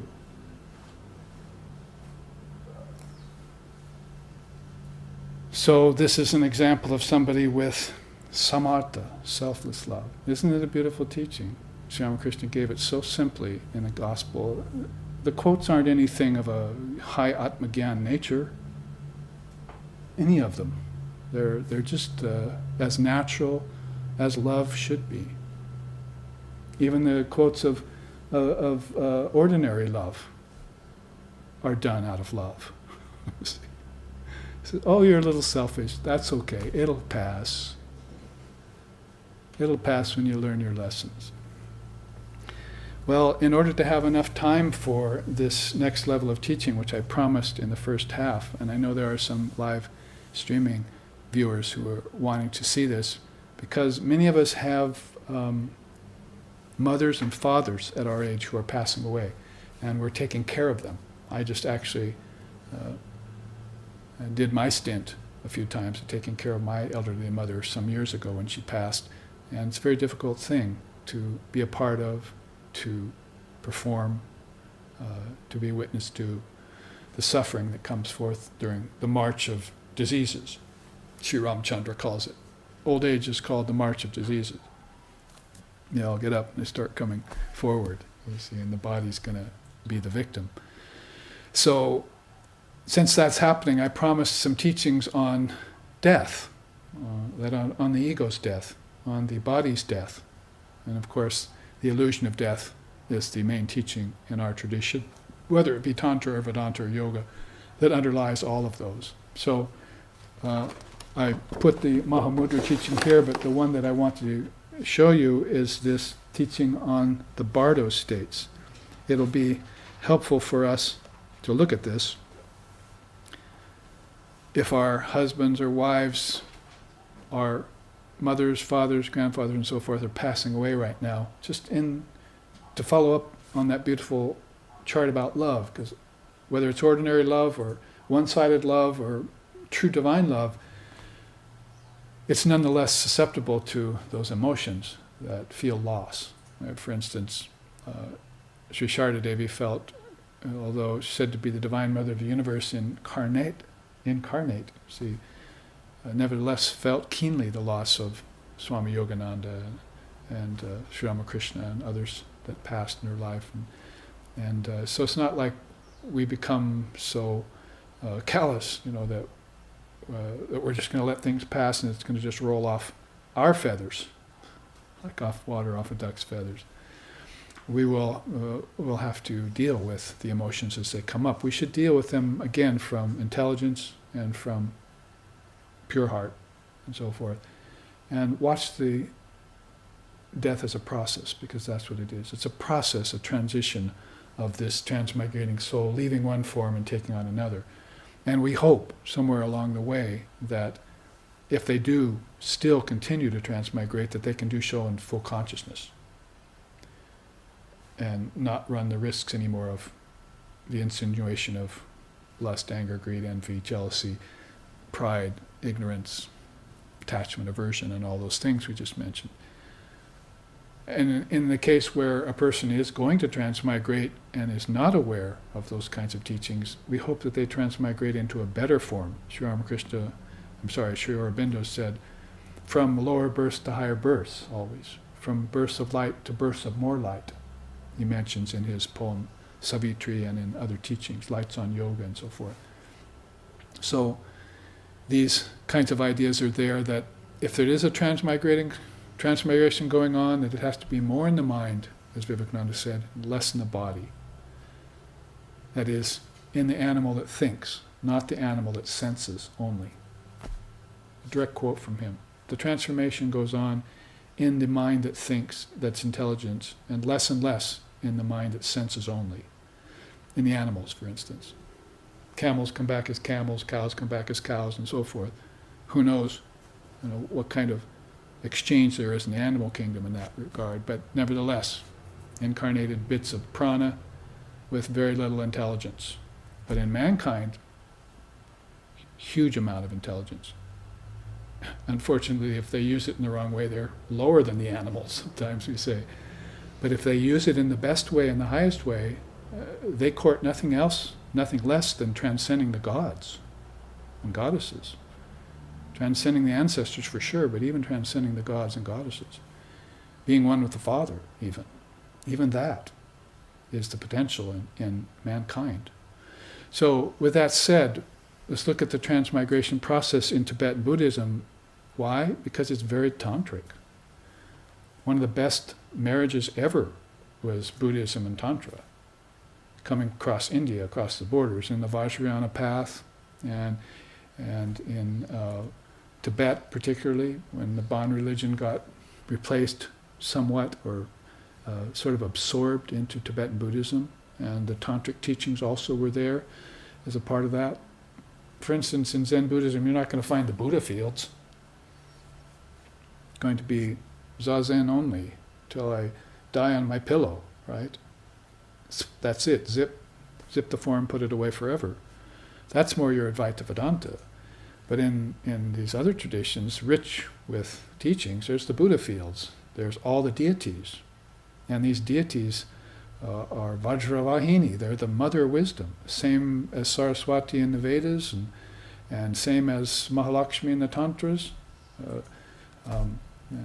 Kali and Durga in the Tantras, rather. Then basically this great mother is there in all. It's a very strong tantric element in everything. So look at this teaching that comes out of a very beautiful blend of Tantra, Buddhism, and yoga. From one of my favorite Tibetan teachers, whom I didn't have a lot of time with, but in the short time I was with him, he was able to transmit me some very beautiful things. He says, "This teaching is extraordinarily important for our present-day world, because today we live with widespread conditions of distraction that weaken our ability to concentrate fully on whatever practice we are engaged in." He's pointing out distraction as being the main problem in this day and age. He was living in this last millennium. I saw him on Maui. I can see Maui from here, right across there, from our big island, from our ashram window. So he was there, and that's where I met him and had a few meetings with him and talked about this teaching of bardos. Bardo is like a kind of a, it can be like our lokas in Kundalini Yoga, like our chakras. It can be basically space and time put together. There's a space and there's an amount of time that's flowing in that space.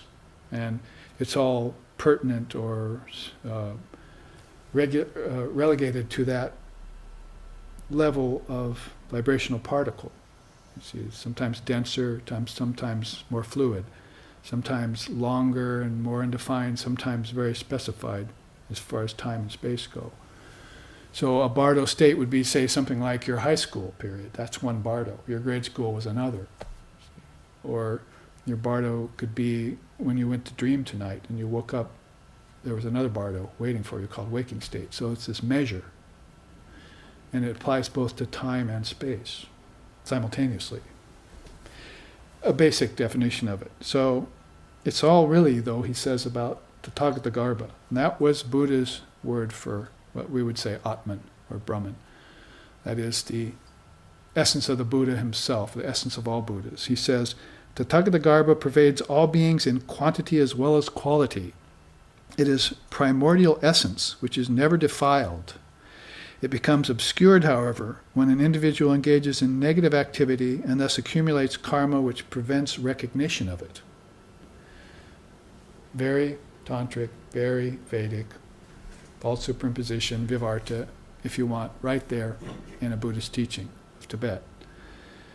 Now, when recognition of it is prevented, then we look at it as an opportunity for the soul to look beyond this lifetime at the time of death.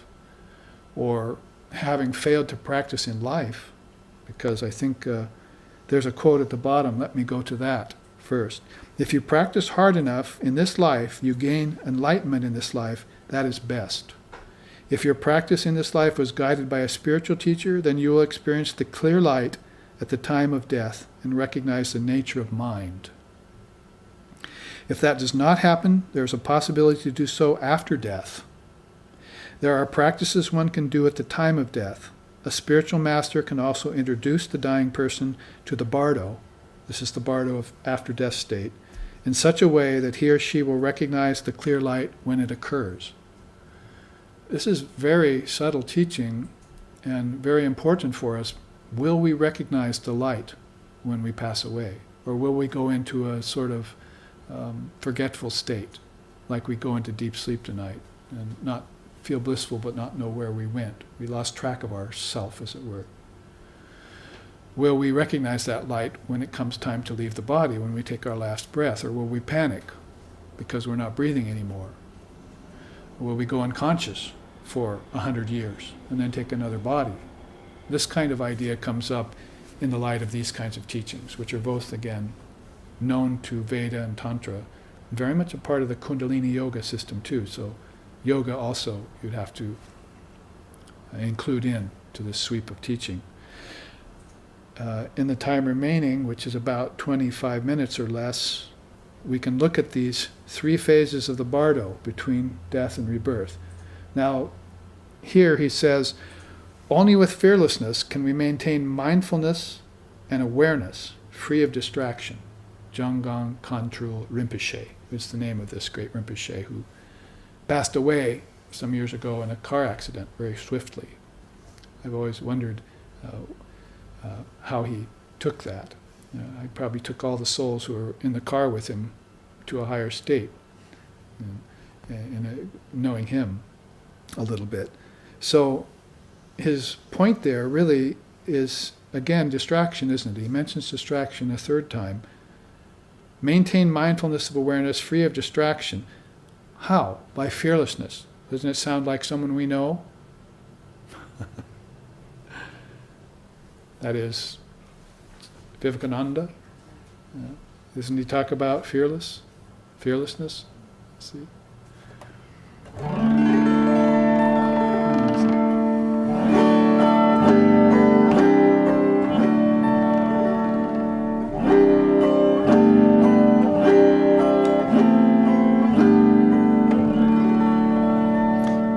Or you could put it in one of the beautiful songs of India too, because we've heard this song so many times.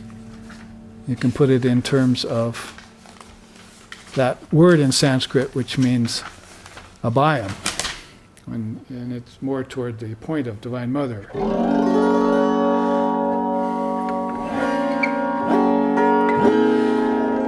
Abhay pade pran shopechi, ami abhay pade pran shopechi, আমি আর জামের বাইরে রেখেছি, আমি আর কি জামের বাইরে রেখেছি, আবাই পদে প্রাণ শোপেছি, খালি নাম কালপাতারু হৃদয়ে রোপণ করেছি, আবাই pade pran shopechi. I have offered my entire being to the Divine Mother of the universe, to her fearless feet. Abhay means fearlessness. This is the mudra of fearlessness. Be fearless and I will give you everything. The two mantras that Kali Ma sports with her two of her four hands. And she's the wish-fulfilling tree, he sings. The beautiful Kalinam Kalpataru. Her name is the wish-fulfilling tree. All I need to do is chant it and she grants me everything. So this is the kind of fearlessness which is necessary. Here in this quote he mentions it, to be free of distraction, to become mindful instead of mindless. You see? Mindfulness is a very important teaching in Tibetan Buddhism and in Thai Buddhism and other kinds of Buddhism today. Some of the authors out there are espousing. And in Zen Buddhism too. When we practiced Zazen at the Diamond Zen Center here on Oahu, in Hawaii in the early days, it was a lot about mindfulness. When you weren't meditating, sitting on your pillow, you must be meditating when you're up and moving around the room too. Taking tea, eating, all has to be walking, all has to be done mindfully. That's a very important teaching. So he says this in regard to those 7 days, which is the bardo of the moment of death, if you see across the board here. Now he says, all three of these phases offer an opportunity to recognize the nature of mind and gain enlightenment. Well, you say then, everyone's going to die anyway, but that's not the final statement you should make. Since everyone is going to die anyway, why don't we use death as an opportunity to perfect the art of dying, if you want to put it that way. Or better yet, to see the illusion of death, to realize the illusion of death, that it's just a transitional point, and that my consciousness stays alive all the time, because my teachers told me again and again, Namrityur Nasanka Name Jati Beda. I have no death because I was never born. My true nature is birthless and deathless. Atman, or Tathagarbha here. It's birthless and deathless, doesn't he say so? Primordial essence which is never defiled. But it can become obscured if I don't practice these teachings. So the teachings on the bardos are for those beings who, number one, are past masters, and it's easy for them to get out of the body, or back into the body too. Because think back on the 7 jayas, right? Haven't you mastered all of those? Body, senses, mind, unmanifested prakriti. Remember that teaching in the first half? If you've mastered all those, that pretty much is the birth and death process right there. So you're coming into the body, you're taking on the elements, you're taking on the senses, you're taking on the ego, you're taking on everything you want. You're just bringing it with you like you're coming out of a shopping mart. Putting it together in a basket and saying, this is me for this lifetime, and wheeling it through the supermarket of life, you see. And giving it away at the end before it decays. Can't eat it after it decays. So the best thing to say is not, oh, everyone's going to die anyway. It's to say, let's use death. I must be aware at the time of my death, in other words. So he says, what happens to, well, I mentioned one person, the past master, but the other person that dies is not, is ignorant. He's going to die and not remember a thing. He's going to be reborn and not remember a thing. But there's a person in between there who is a person who has practiced sadhana and had a spiritual master in this life, like he says here. If you're guided by a spiritual master, then you'll experience the clear light at the time of death. You've had these teachings, then they will come to you at the moment of your death. You just don't know how intense the moment of death is. You're thinking right now, gee, maybe those teachings won't come to me at death. But you just wait and see. Because death is your back to the wall. It's your ego's last gasp. So you will find your way at that time if you've taken these teachings. You will see the clear light. You must have full faith in that. Because your faith is in Brahman, right? Brahma Parayana, your refuge is in Brahman. Your path is in Brahman. So if that's what you've done, are you going to give that up simply because death looks at you for a second? Death only takes a few seconds. But these transitional states, they can take longer. So let's look at the person who is facing his first conscious birth, his opportunity to be born in a higher loka, or they would call it like Shambhala worlds, rainbow worlds. Now, here's the bardo of the moment of death. Let's look across it. First, you're going to be experiencing the dissolution of earth into water. Ta-ta! Trumpet blast. What did the Father of Yoga want you to do? Meditate on earth, water, fire, air, and ether. The alambanas. I already said that in this class, and I've repeated it too much in other classes. So, if you've meditated on them in Tibetan Buddhism, you see, you're going to dissolve earth into water. The external sign is a feeling of weakness in your body. The internal sign is foggy perception. And he says here, those lacking training may panic here. It is important to understand that awareness is not changing, only the elements are dissolving. Well, my mind has had this relationship with the elements for so long that there's a little inkling in my mind that my body is myself still. But now it's being proved to me that my body isn't myself. So I'm going to have some fallback point, some refuge to take, you see, in the teachings. So what will come forth to me is that consciousness is unchanging, and that I am that consciousness. So it's a feeling I'm going through. Emotions are big to people of this day and age, especially in the West, in America. They're a big problem right now. When you get over your emotional problems is when you find out about rebirth, and when you find out about reincarnation, and you find out about destroying karma. That's when you get over your emotional level of problems. Those are the things that are causing the karmas that make you afraid to look into reincarnation and karma. You don't know that every emotional spat you have is adding to your karma. Every fight you have with your husband or wife or kids is adding to your karma. It's mortal and pestle karma, they call it. everyday house, living in a house karma. So quell your emotions. Don't create any more of that nonsense. Be noble. And if you are, then basically this will be a sign, external and internal, that will pass quickly. You'll dissolve earth into water quickly. What happens next? Water dissolves into fire. The external sign is dryness of mouth and eyes. Sounds like fire to me. The internal sign is dreamlike experiences. You go from foggy perception to these kind of dreamlike experiences you're having. Remember, you're leaving the body. This is the bardo of the time of leaving the body at the time of death. Generally, some 7 days duration, they say. Some people, will go like that. Other people drag on for months. But basically, for a person who is leaving the body, that 7-day duration is an opportunity for them to practice this conscious passage. Now, fire dissolves into air next. External sign, loss of warmth. You're starting to feel cold. You hear, maybe if you've witnessed somebody dying on TV movie or something, I'm feeling cold. Pile more blankets on him. Yeah, that's going to do a lot of good. The prana's leaving. That's the warmth is leaving, you see. Internal sign, consciousness is unstable. Now you went from foggy perceptions to dreamlike perceptions. Now it's becoming like a candle in a windy place.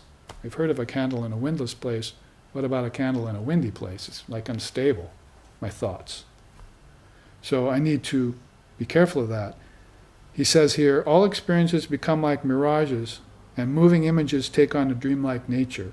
Then consciousness appears like a flame, but is unsteady due to the constant movement of the mind. Prana leaking out of the senses and mind is movement of a type.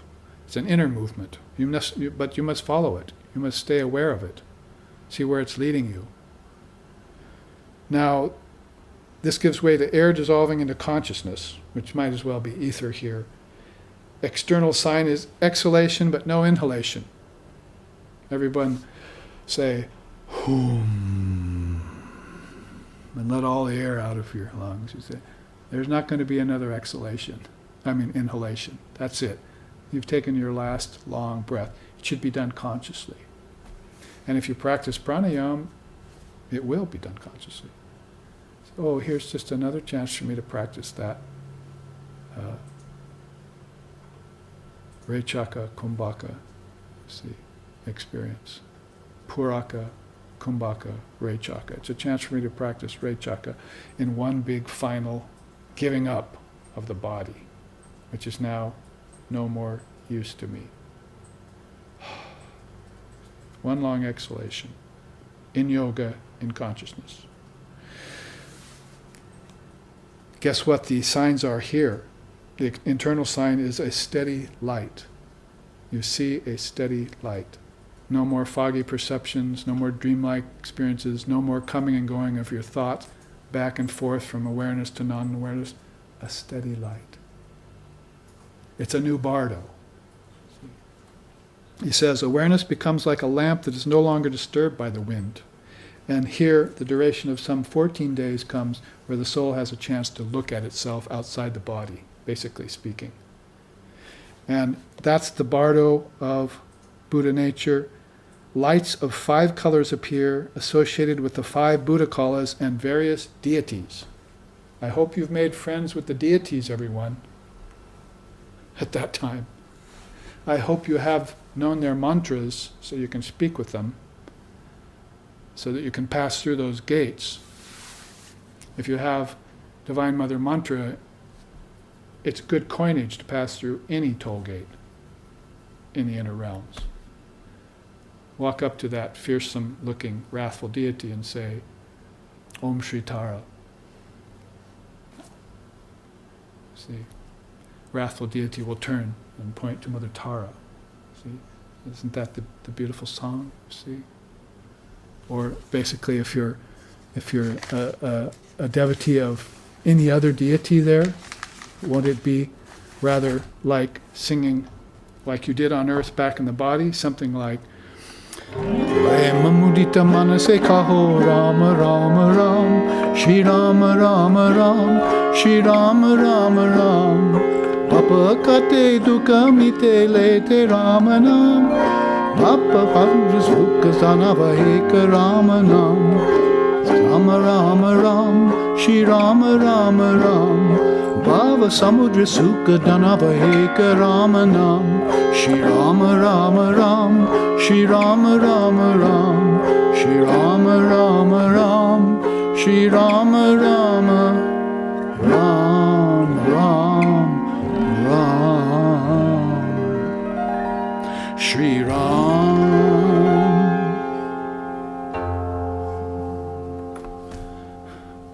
Do you think any wrathful deity isn't going to stand aside if you sing that to him? If you bring up the great Ramchandra, the oldest avatar in our mental history that we can think of, even before Krishna? What self-respecting wrathful deity is going to say, no, you cannot pass? See?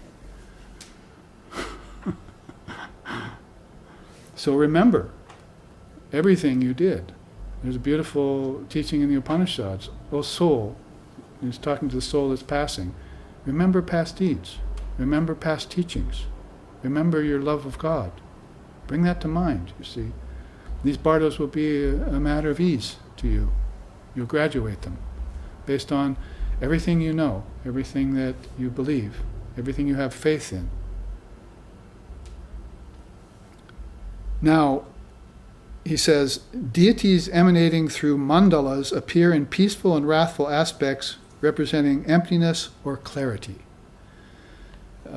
If this soul who's about to pass for the first conscious birth, I mean, this would be the opportunity for, say, Dalai Lama's first birth back 14 incarnations ago, you see, or a bodhisattva taking on the first vow of bodhisattva. With a conscious birth like this, he could have such a revelation, he could say, I vow to save all sentient beings through the Buddha.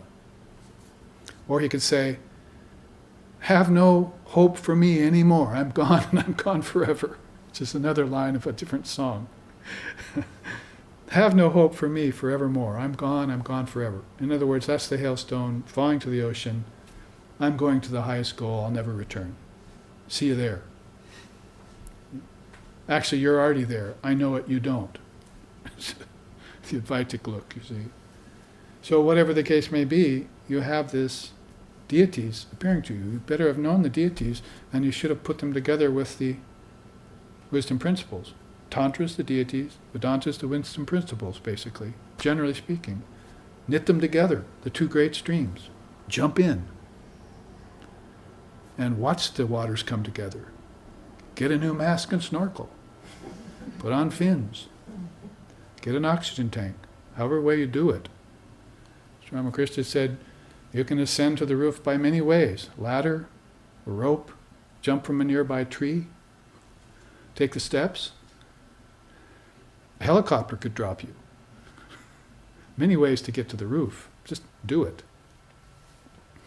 So this duration of some 14 days is a testing ground. And if it's failed, in a sense, then I could put it this way to you. You either take some birth in the Shambhala worlds, if I use language akin to this, depending on what Tibetan Buddhist tradition you're talking about. You either take a birth in one of those higher worlds, or you look at your past karmas. It's sort of like, what is this chain that's keeping me from going to the light? And this chain is karma, unresolved. This chain is samskaras in your mental complex, unneutralized. And it's pulling me back down. Pulling me first to the ancestor realm and then back down to the fetus. And I don't want to go. Please, Mr. Custer, I don't want to go. Forward ho. It's an old song out of my childhood about a man who was in that party with General Custer going to defeat the Indians. He never came back. He didn't want to go. I had a dream last night about the coming fight. Somebody yelled attack, and there I was with an arrow in my back. You don't think some of the Western songs are pretty profound? That there isn't some foresight of the soul there about what's going to happen to them? So that's how I can put this teaching to you. You take a birth in a higher world, or you're going to have to look at some karma, and that's called the duration of 28 days.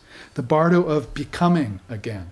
You had a chance to transcend all bardos and become being, pure being.